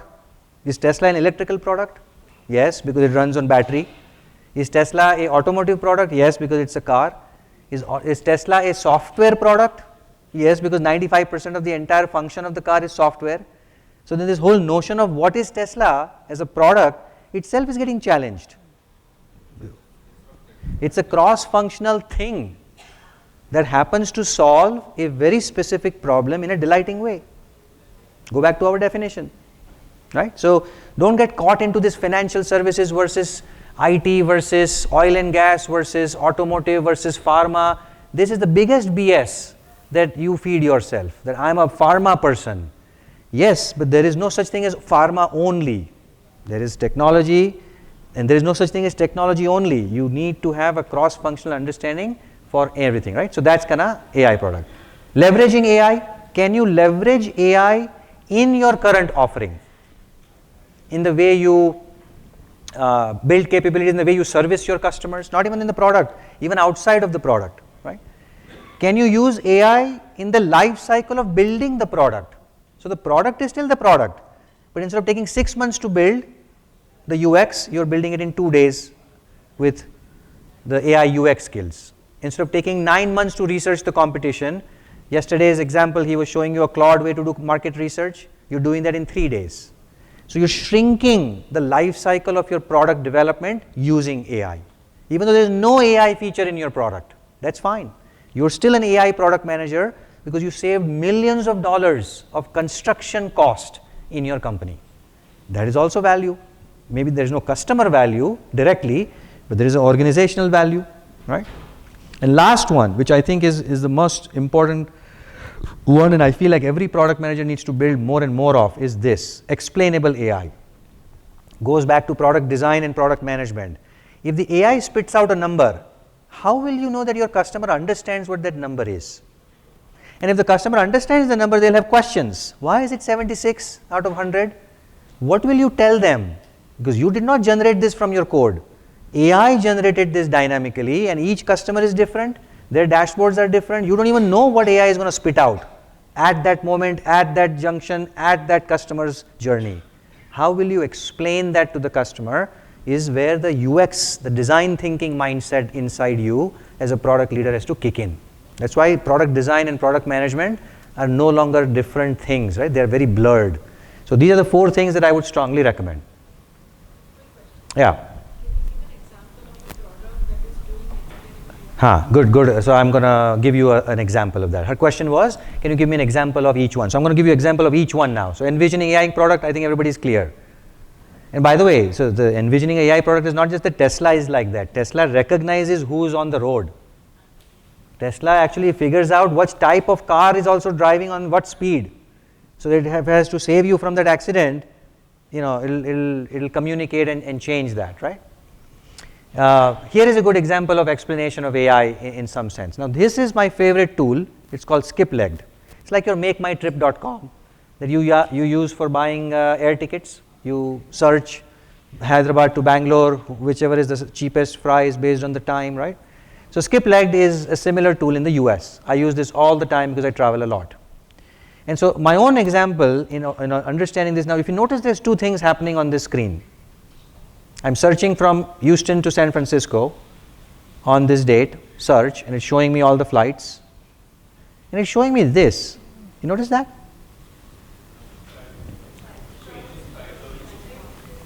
It's telling me the same route, Houston to San Francisco, in the last 18 days, what have you noticed? What has the system noticed as a price? Why is that important for me as a guy who has to book a flight right now? I should either wait, because if this is like stock market now, think about it, like this is, I'm buying a simple ticket, but it is giving me $50,000 worth of stock market type of details, saying the curve on this is not looking, very good. Buy. Just like a stock, it gives you a stock signal. And it simplifies this as history, this is information, this is not insight, this is information. This is insight. Now what it's telling me that the curve, based on the history of this, the curve is going to go up.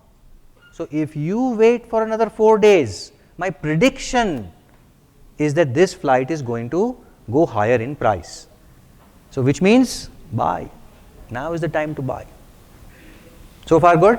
Everybody excited? But that's not the real story. The real story starts now. If you log into this tool at the same time, in the same IP address, in the same city, for the same destination and start, you will get hold. This will not be buy for you, it will be hold. Same everything. Now tell me, why is the product manager doing this? And isn't this confusing, first of all? If you're a QA manager sitting in this room, you're pulling your hair out. How many of you are in QA? I'm telling you, you'll pull your hair out. Because how do you test this damn thing now, which does not have predictable outcome for the same use case? All your use cases will fail. All your test cases will fail here. Same person, same time, same everything. I'm getting buy, she is getting hold. Correct? So hence give me an idea of why this is a great idea, or tell me why this is a bad idea. How many of you say it's first of all a bad idea? Nobody. Nobody thinks it's a bad idea. Okay, how many think it's a good idea? Okay, how many of you say I have no idea? Because only 6-8 of you are raising your hand. So most of you don't seem to have any idea right now. Why is that? I'm simply asking a question. Is this a good idea if you're a customer for you or not?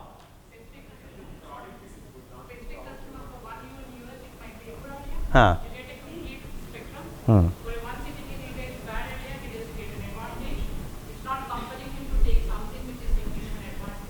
Now, why is it not compelling? And I'm not in US and you're not in India. I'm saying I'm also in Hyderabad. But I'm not getting the same. That's the point. One at a time. One at a time. That's the product sense that you all have to start thinking around and go to the next level, right? What he's saying is where the beginning of this product sense comes in. So what he said is exciting. He says that for him, knowing how often he logs into the same tool, because I know the history of who you are, he's exactly like me. There is no change in persona, by the way. Don't think he is in Banjara Hills and I am this poor guy somewhere in, what is the poor area here? I guess, wherever the poor area of Hyderabad is, right? It's not like that. He does not have more money, less money. We both are exactly the same, let's say. Yet the system knows that based on the pattern on how many times you check an Uber before you book an Uber, right? Many of you do that. You'll go to Uber, then you'll go to Ola, then you'll see which one is cheaper. Knowing him, I'm just making it up now, knowing him, he's going to check 3 more times. So the system is saying, hold, because I know you're going to come back in 1 hour from now. Knowing me, I'm not going to come back here because I have no time. You better buy now because my prediction of you coming back is 6 days from now. And by that time, price would have gone up. You buy it now. Welcome to AI-enabled products with explainable AI. Everybody clear on this? I'm taking a very simple example. There's a lot more complex stuff that we can do and should do in your products. But that is the beauty that the customer, now this is customer delight. Why would you ever go to another system? Like I would never go to any system. I have not switched my search provider in 12 years now, 10 years now. Skip leg, it's like Google for me. Like there are other sites which are better than Skip leg, people tell me. So I'm not going anywhere because it knows me. It's going to give me advice for me. User behavior could change, which means if I keep on searching more and more and more, then it will change and say, oh, hold, I'll be in his category now. Ah. You're also searching. Your wife is also searching. Ah.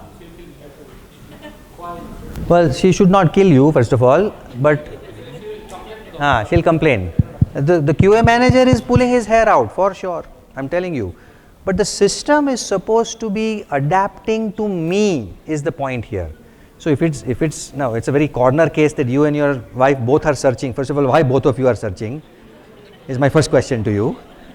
And if you have so much time, then you might as well go and take a vacation. Don't spend so much time in searching.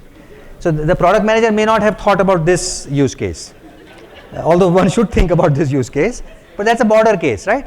The point is each one of you is unique. I want the product to adapt to me, is the point here. Very simple. This is highly personalized. This is highly personalized, right? This is a simple example. There are lot more complex stuff that you are capable of doing in your products. So make sure that you are thinking this way, right? Okay. Customization, again, everybody knows this. LinkedIn, you go in, you put a comment, it rewrites it for you based on your tone, your whatever, right? So this is all very straightforward. Rewrite with AI. Guiding the development cycle. This is a good example of a task management tool. It actually tells that this person who says that it's going to finish this task by this time is actually not going to finish. The project management tool is better than the human project manager, because the human project manager only can go by what everybody tells her on when this task is going to be finished, isn't it? I mean, I cannot read people's mind. AI seems to be telling that, okay, Suresh is saying that he's going to be done by tomorrow, don't count on it. Because the last 6 times that Suresh has said that, he's never finished anything on time. And I just found out that he is on a medical emergency by reading his email, is out of office already. Because he's gone somewhere. Project manager doesn't know that, because that happens in the update in the next staff meeting. AI knows everything, or is hooked up to everything. So AI is very simply saying, adjust your schedule because this is not finishing on time. Now tell me, why do I need a project manager when I have this? Fair enough? Right? So all of that. Okay, you guys understand the idea. Here's another example of a sales tool. So this tool shows how many conversations is the sales guy doing with your customer till they buy. Which means I now can say that, okay, based on the number of conversations happening, ye deal nahi close hoga. In fact, think about it. People are now profiling. The moment you walk into a store in China, I don't know if you know this, China is extreme. And you should try this in Beijing. When you enter a store in Beijing, the storekeeper gets a 360-degree profile of me. Probably my MRI scan is also there. No, because they monitor everything. And they're basically giving them a low, medium and high. I've seen it. The guy has actually showed it to me because I convinced him to show it to me. So he flipped his phone and he showed me that you as a customer coming into this store, highly likely to buy. So pay more attention to this customer. But when he walks in, time pass karega. I'm just saying. No, but isn't it great news? If you can build this product for every retailer guy in Chroma, they'll be a lot more effective, because there are some people who are only coming to Chroma to search and see the laptop and then go right there in Flipkart and buy that laptop. Fair enough? Don't raise your hand. But we all have done that. Like I have done that. I go to Best Buy. I don't know what this new Samsung thing looks like because I've never seen one. So I go to Best Buy, which is like Chroma. I experience it. I play around with it. I look at it. Wahin pe, using their Wi-Fi. I'm going to Amazon.com, searching for the best price and ordering on his Wi-Fi in his store using his, using my phone. But yeah, using everything about him, drinking his coffee also. Wouldn't it be nice if you had put in, at least the guy did not have to waste his time with me, because he knows that ye, what did I say? Time pass karega. If the alert shows time pass karega, let him do his time pass in the mall. You focus on her because she is highly prospective buyer. That intelligence is game changing. That intelligence is game changing. Who's building that in India? That's an opportunity. I just gave you $100 million idea. Nobody's doing this in India right now. None of the Chromas are equipped with this type of technology to profile and say highly likely, not likely, don't waste your time. If I can just give these 3 classifications when somebody walks in. They'll fight? Why? No, I'm not telling you that I'm not paying attention to you. No, I cannot show them. I'm saying that I saw it because I convinced him. They are not supposed to show you all this intelligence, right? So they'll say, hello sir, whenever you need me, you call me, I'm here. And then he disappears because knowing that you're not ready to buy. Okay, everybody clear on this?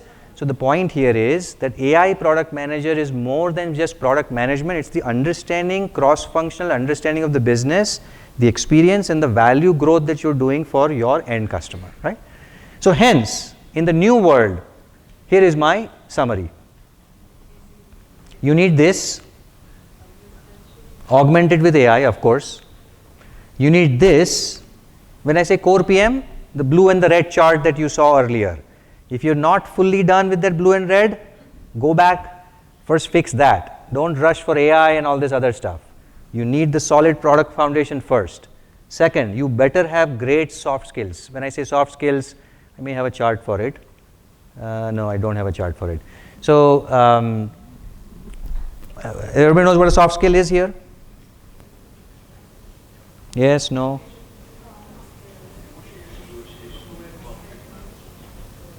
Yeah, let me, there you go. Actually, I do have a slide on it.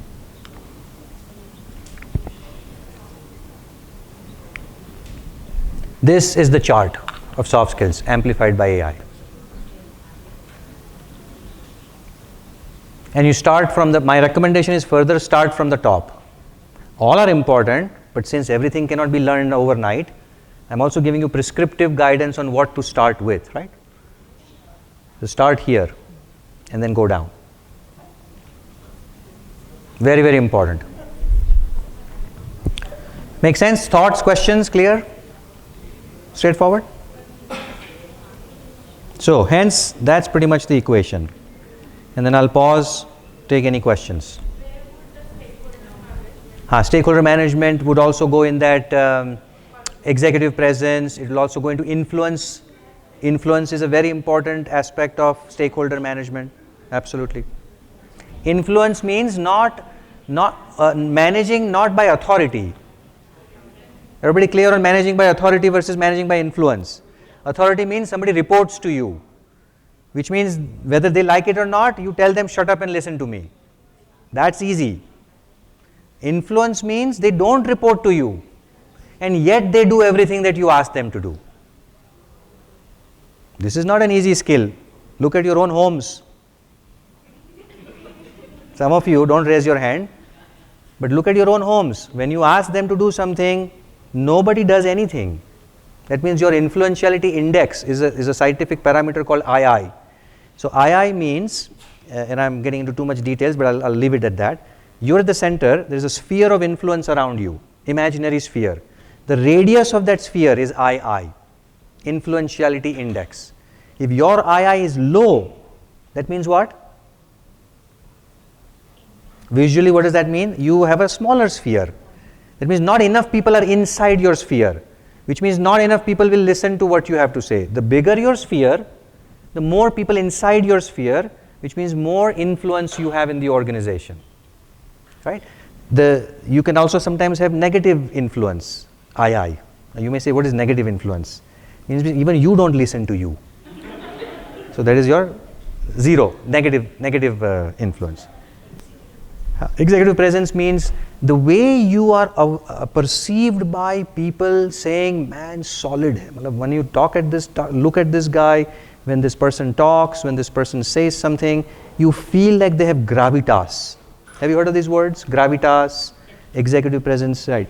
Certain people, you just feel like you want to be in their company.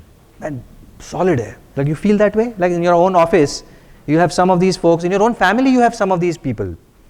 They are not the eldest uncle, but when that uncle says something or that aunt says something, you shut up and listen because you know that she makes sense, right?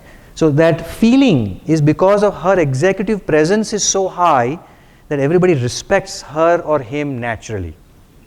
A different topic for a different day, but go online and search. There are lots of ways to build your executive presence. Some of it has to do with even physically how you look like. Fortunately or unfortunately, and I know some of you will say, hang on, are you telling us that we have to dress up well? No, I'm not saying anything. But if you go to YouTube and you'll find a bunch of these things, they will tell you that yes, power dressing is one such input to your executive presence. Whether we like it or not, the book is judged by the cover. I know that's not what you want to hear today. And ethical guys, ethics and moral guys will say, no, never judge the book by the cover. You have to judge the book by the substance, the inside of it. The cover, not even first page. Correct, the outside. So unfortunately or fortunately, corporate world, it may not be as kind as you all may think. So the book will be judged by the cover.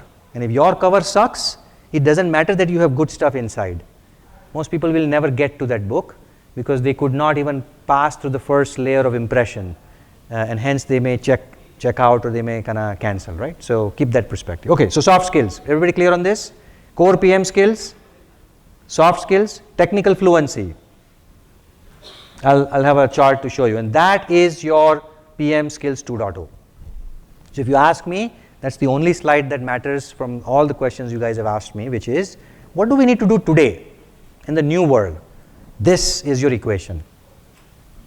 In the new world, if you want to excel, whether you're trying to get into product management or whether you're trying to grow into product management, that's your equation in a nutshell, right? There's obviously a lot more depth in each one of them area, but I'm simplifying this as a simple formula to structurally understand in your head that otherwise you become rudderless, you become goal-less. Like you say, I know I need to do something, but I don't know where to start. Starting today, you don't have that excuse because I'm telling you exactly where to start. Blue and red circle, if you're not strong, fix those plugs. After that, the AI circle that we talked to you about. If you're not good at some of those, fix those plugs. The moment you do those two, this is it. Fix the rest of it.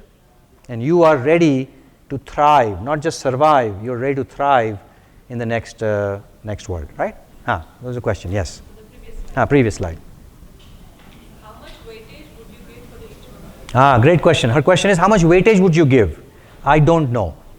And the reason I don't know is because your hiring manager will decide that based on what they are looking for. So, and by the way, if I am the hiring manager, even then I will change my weights based on you ask me today versus 3 months from now. And you may say, why? Same me. Why am I changing my weights 3 months from now? Any guess? Because I have enough people, let's say, of this type in my team that I'd rather bring more of this type, which is low in my team right now. So it's team composition. Based on what is the need right now for that hiring manager, I will have different levels of weight for each one. But I will need all three. I will need all three. If you're asking me to hire you as a senior director, VP, which is most of the hiring that I do these days, without this, it's a non-starter. You may be a genius in what you've done, and I appreciate that, non-starter. Because I have enough geniuses in my company, I need people to do stuff that is cross-functional.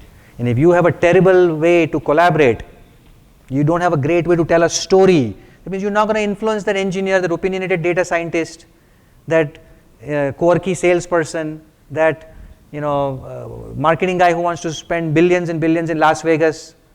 You'll have no influence over any of them. You're not going to be able to make progress on my team, so I can't hire you.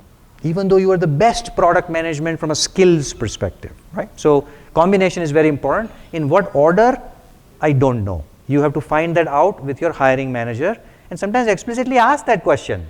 Hey, how important are these things to you? In the interview, it's very natural for people to ask me, I understand there's a lot written in your job description. Here's how I understand it. Here's how my assumption is. Are these the right most important thing, or are there more? Ask me, and I'll tell you what I need. Right? Question, yes. You mentioned 4 fields, same one. Sorry, It says field for the first two. So the third one is the technical fluency. So when you particularly go by the name, word over there is not a competency, it's not a skill, it's not a capability, it's just a It's a fluency. You need to know stuff. That's it. You don't have to be a software engineer. You don't need to learn Python. You do not need to learn Python. No expectation. By the way, this goes back to that fluency that you were asking me, right? So do you understand enough about the machine learning essentials, the workflows, the fine tuning, the inference engine, all of that? Do you know enough is the key point. You're not expected to be a data scientist, but you are expected to sit down with a data scientist, have a conversation with them without they throwing you out of the meeting. And they will throw you out of the meeting very quickly. Throw you out not literally, but they will disengage with you. Why? Because the moment he says, I did this amazing thing yesterday. Sorry, what's your name? Gatik. G-A-T-I. Gati, I did this amazing thing. And Gati says, yeah, what did you do? I went from eigenvalue 7.3 to 7.38. And Gati is like, what? On the surface, it sounds like nothing. 7.3 to 7.38, what else? Why is this a big deal? I'm just using Gati as an example. But if Gati is fluent about it and knows that it is so difficult to do this, that means the business impact of that eigenvalue change by the data science model, my explainability prediction went up from 90% to 99% from a customer perspective. Remember that accuracy of the airfare that I showed you? If I improved my accuracy from 90% to 98%, that's a huge thing from a business perspective. How will the product manager know if they don't know how to work with a data scientist? So that's why you have to be super savvy for the predictive AI side. And then the last one is the agentic side. And the AI agentic side is very important. You're not expected to code, but you are expected to understand the capabilities of what these frameworks look like. And you are expected to understand how the business workflow that you are an expert at can be mapped to an AI agentic world. What is doable, what is not doable, what is feasible, which framework do I use? By the way, how many tokens will we use? It's easy to integrate LLM into my product. But if everybody starts generating stuff on my product and my bill comes through $3,000 when the subscription is only $50 a month, we have a problem, isn't it? So how will you know all this unless you understand enough about it? So that's the 3 layers or 3 flavors of the ice cream. If AI PM was an ice cream, these are the 3 flavors that we see a lot of hiring happening everywhere. Right, I'll pause there. Does that make sense? We have Mukesh from Google at the back, so I'll ask him. Does that make sense, Mukesh, for you in Google? So when you're not paying attention, you're supposed to say yes, of course. By the way, you need to meet a lot of those folks at the back. I'll let them introduce. They were mentors. Some of you had done your mentoring with them, right? So you're fortunate enough that Dr. Raga, Mukesh, I forgot, Ramesh, sorry, yeah. his face, I've known him for 15 years, but I forgot. These folks, they have more important things to do in their life. They are senior directors, VPs in their own world for 15, 20 years, yet they show up here on a Saturday, giving up a lot of their personal family time. This is the spirit of giving back. There is no obligation. There is, first of all, no reason, forget obligation, for them to be here, but they are still here. Right? So big round of applause, first of all, for, and that's the spirit of giving back. Right? And so I always applaud every volunteer who puts every single minute of their time. And so my own submission to all of you is that whenever you're back in this system, you now contribute and take the lead for the next one or whatever else you can do outside for others. That's the only way we will help each other get better, right? So yeah, I'd like to just add, Pinkesh. Yeah. Now I had the mic. Yeah. So Mukesh, the person which Pinkesh was talking about, why I'm here, not because of anything else, but because of Pinkesh. I'll tell you why. Okay, this is not because the Pinkesh as a person, because of what he is doing to the community. I met Pinkesh like 15, 20 years back in Bangalore.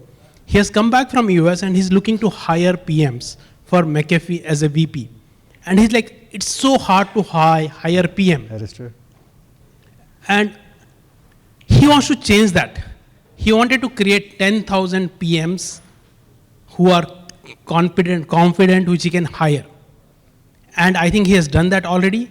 And I owe this to Pinkesh that I can hire better PM. Stop. No, I'm not saying this just for the lip service. Yeah, thank you.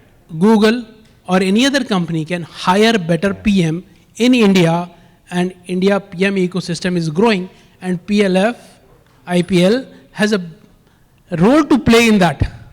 And you all who are spending time on this has a role to play, because PM as a role is a apprentice's job. Nobody else teaches you.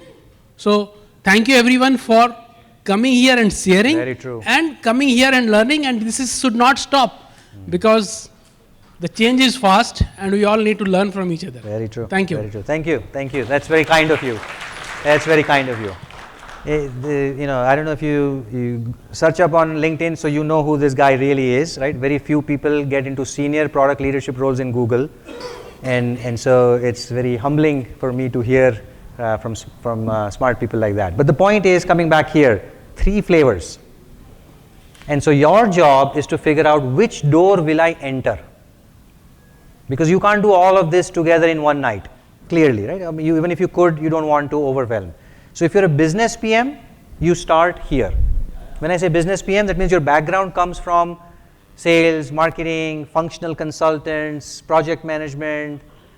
Where else do you guys all come from? What did I miss? Customer success, all of that. You are a technically business PM, so you start here. If you're a domain PM, that means you came into the product world, or you're going to enter the product world from a domain expertise. You're a workflow expert, you're a pharma process expert, you're a law, legal system expert, you're a construction expert, you're an oil and gas expert. Best thing for you is to enter through this. And if you're technical PM, you come from engineering, QA, data science, then the best recommended path for you is to enter from here. But you will need all 3, no matter which path you enter. Right? And that's it. I think we already talked about this. Those are my last 3 tips.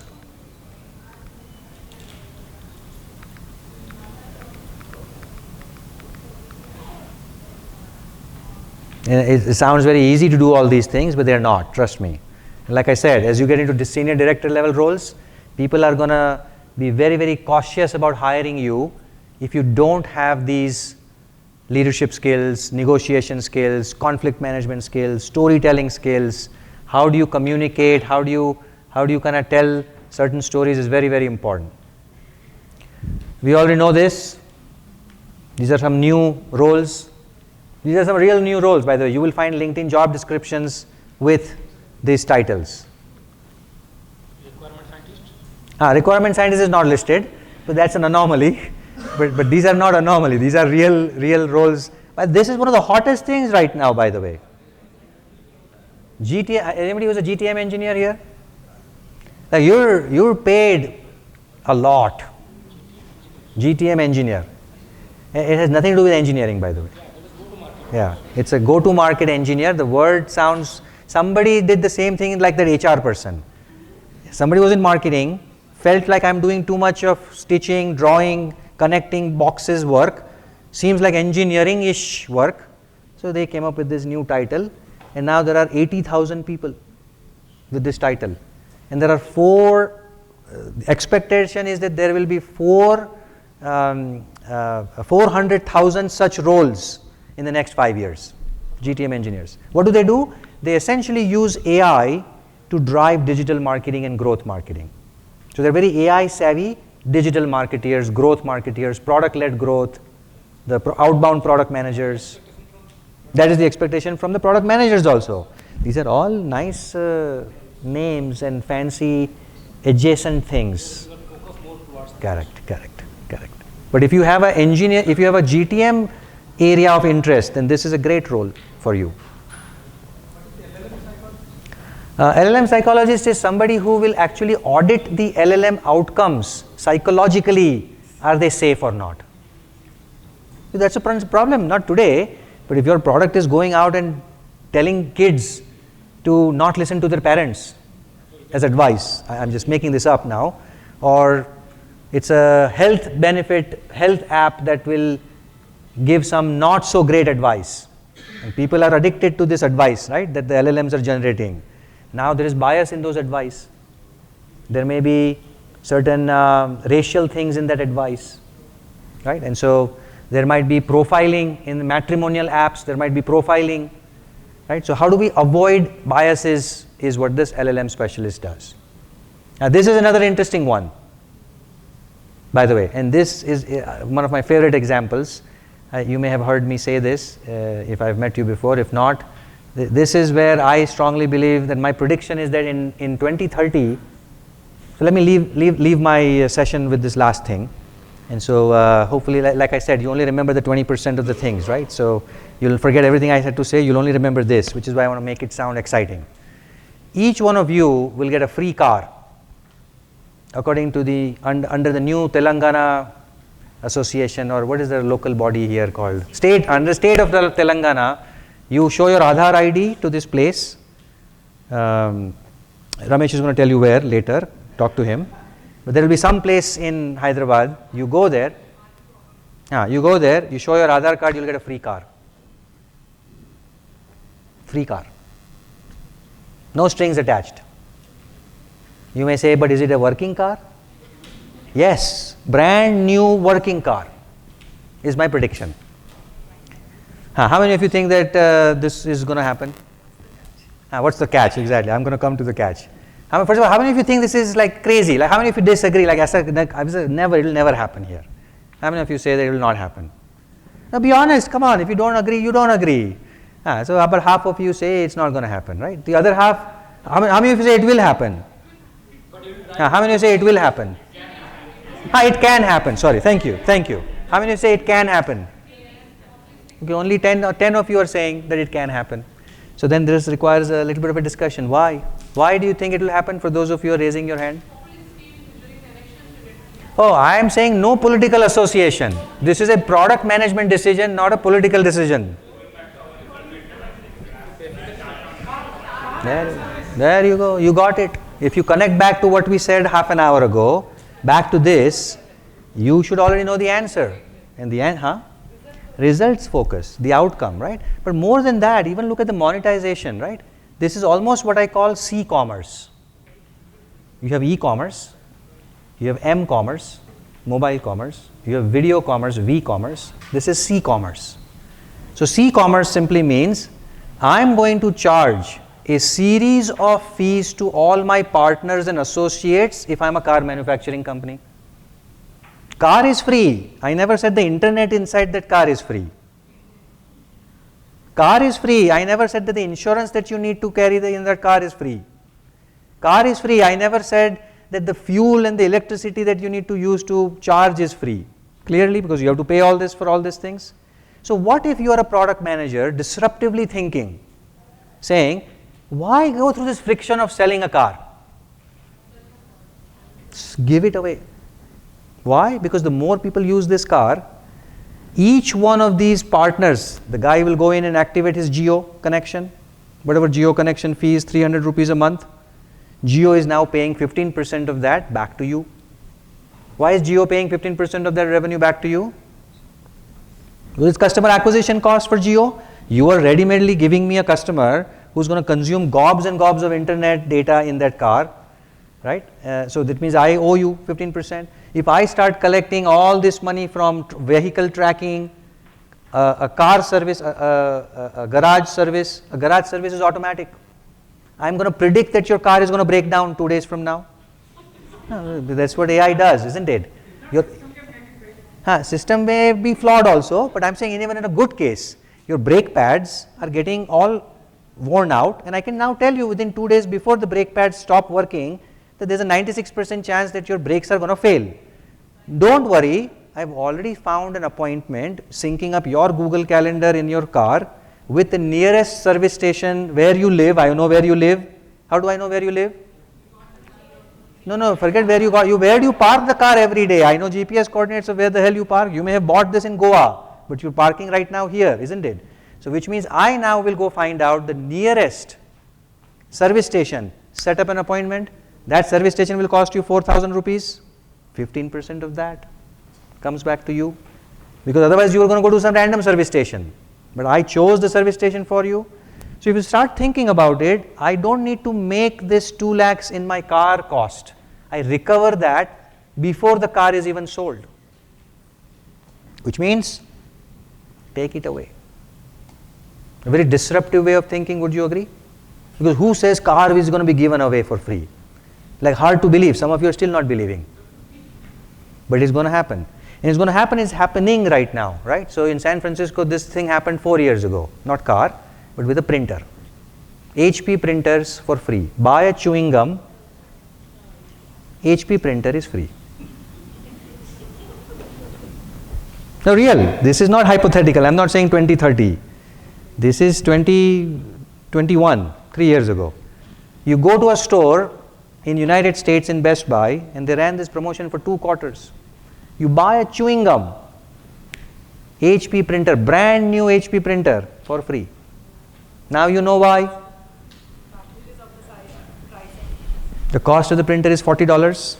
My internal cost to make it is $20 as HP. So technically I lost $20 by giving you this free printer.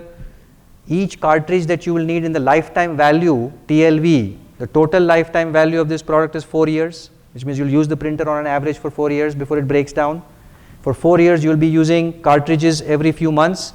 $639 is the amount of cartridges that you're going to buy from HP to fit into that HP printer. Fair enough, because that's a monster that you're going to put in your house. The monster needs some feeding. I mean, when I say monster, the printer. So you have to feed this, you need the cartridges.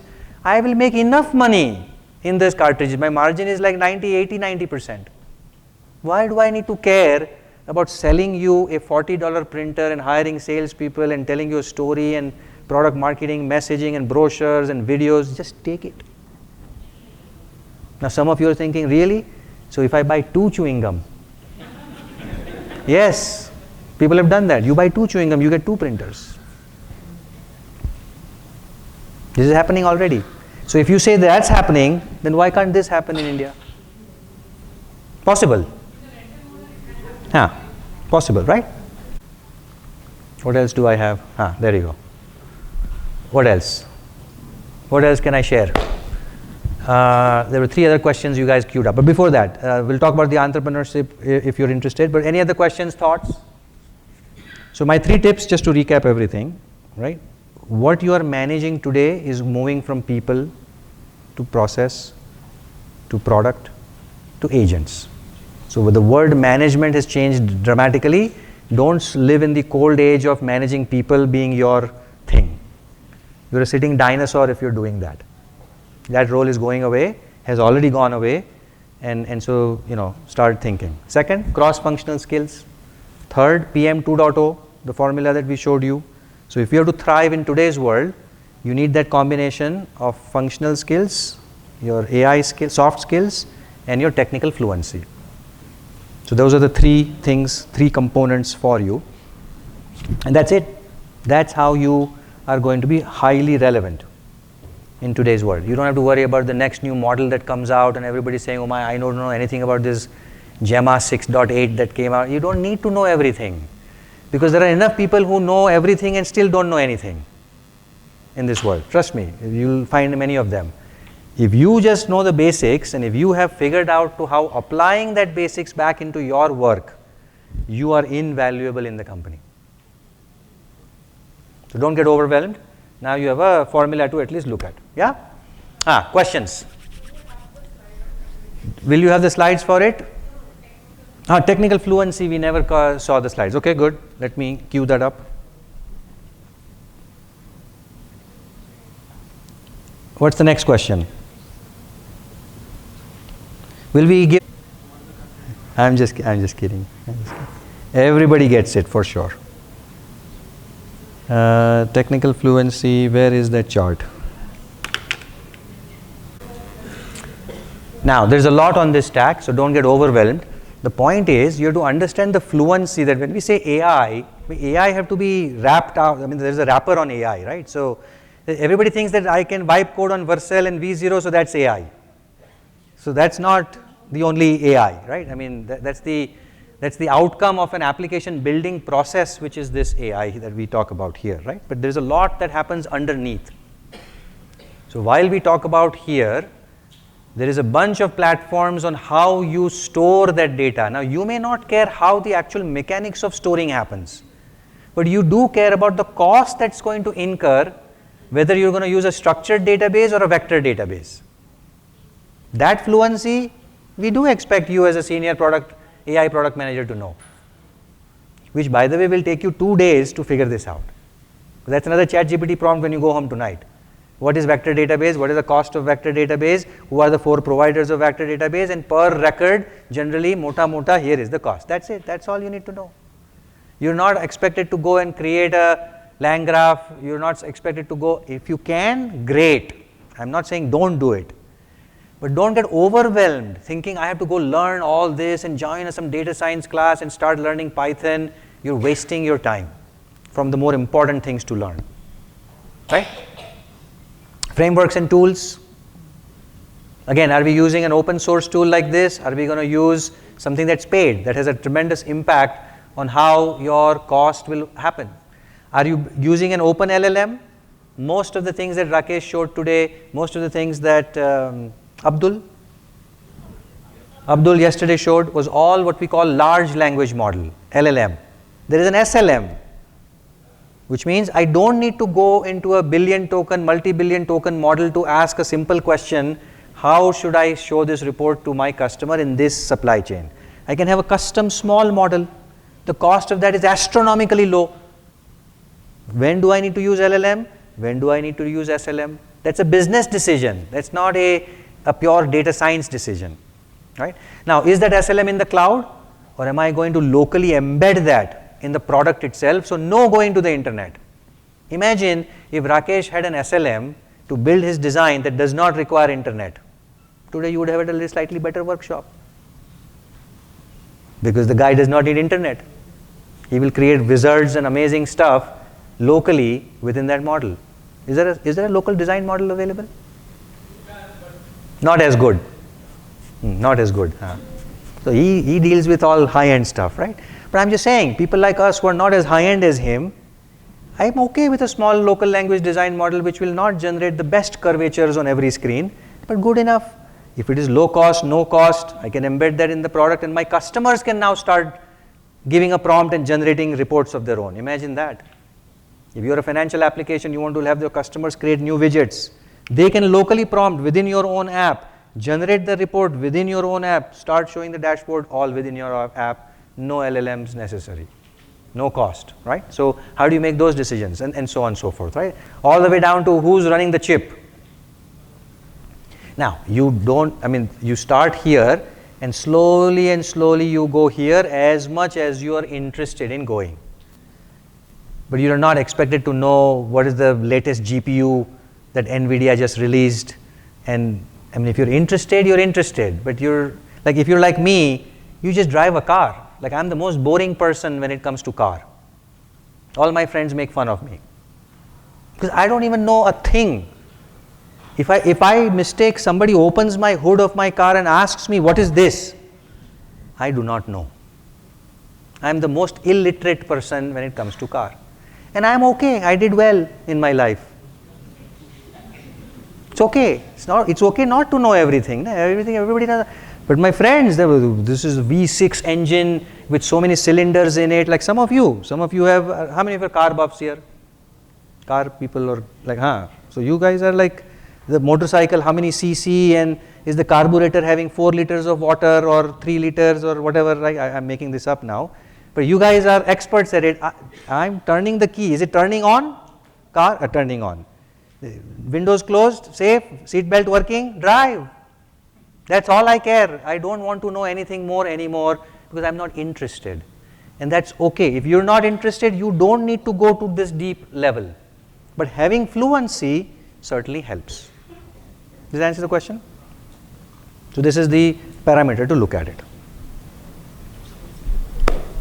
Understanding of it, to have a conversation with the right set of people. If your customer comes back and says, I don't have Google Cloud, I would like to run your app in our AWS.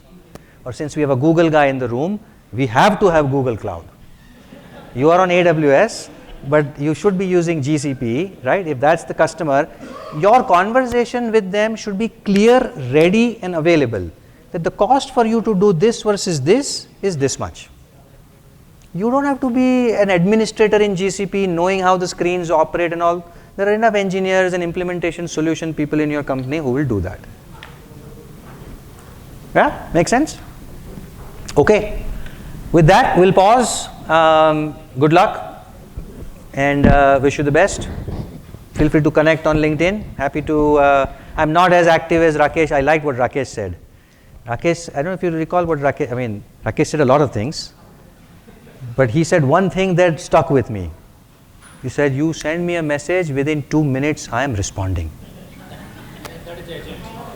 Maybe his agent is responding, I don't know. That's quite possible. Well, I am not that. So if you send me a message, I will try my best someday to respond. So I'm not very good, but I am better on LinkedIn than I am on anything else. So feel free to connect.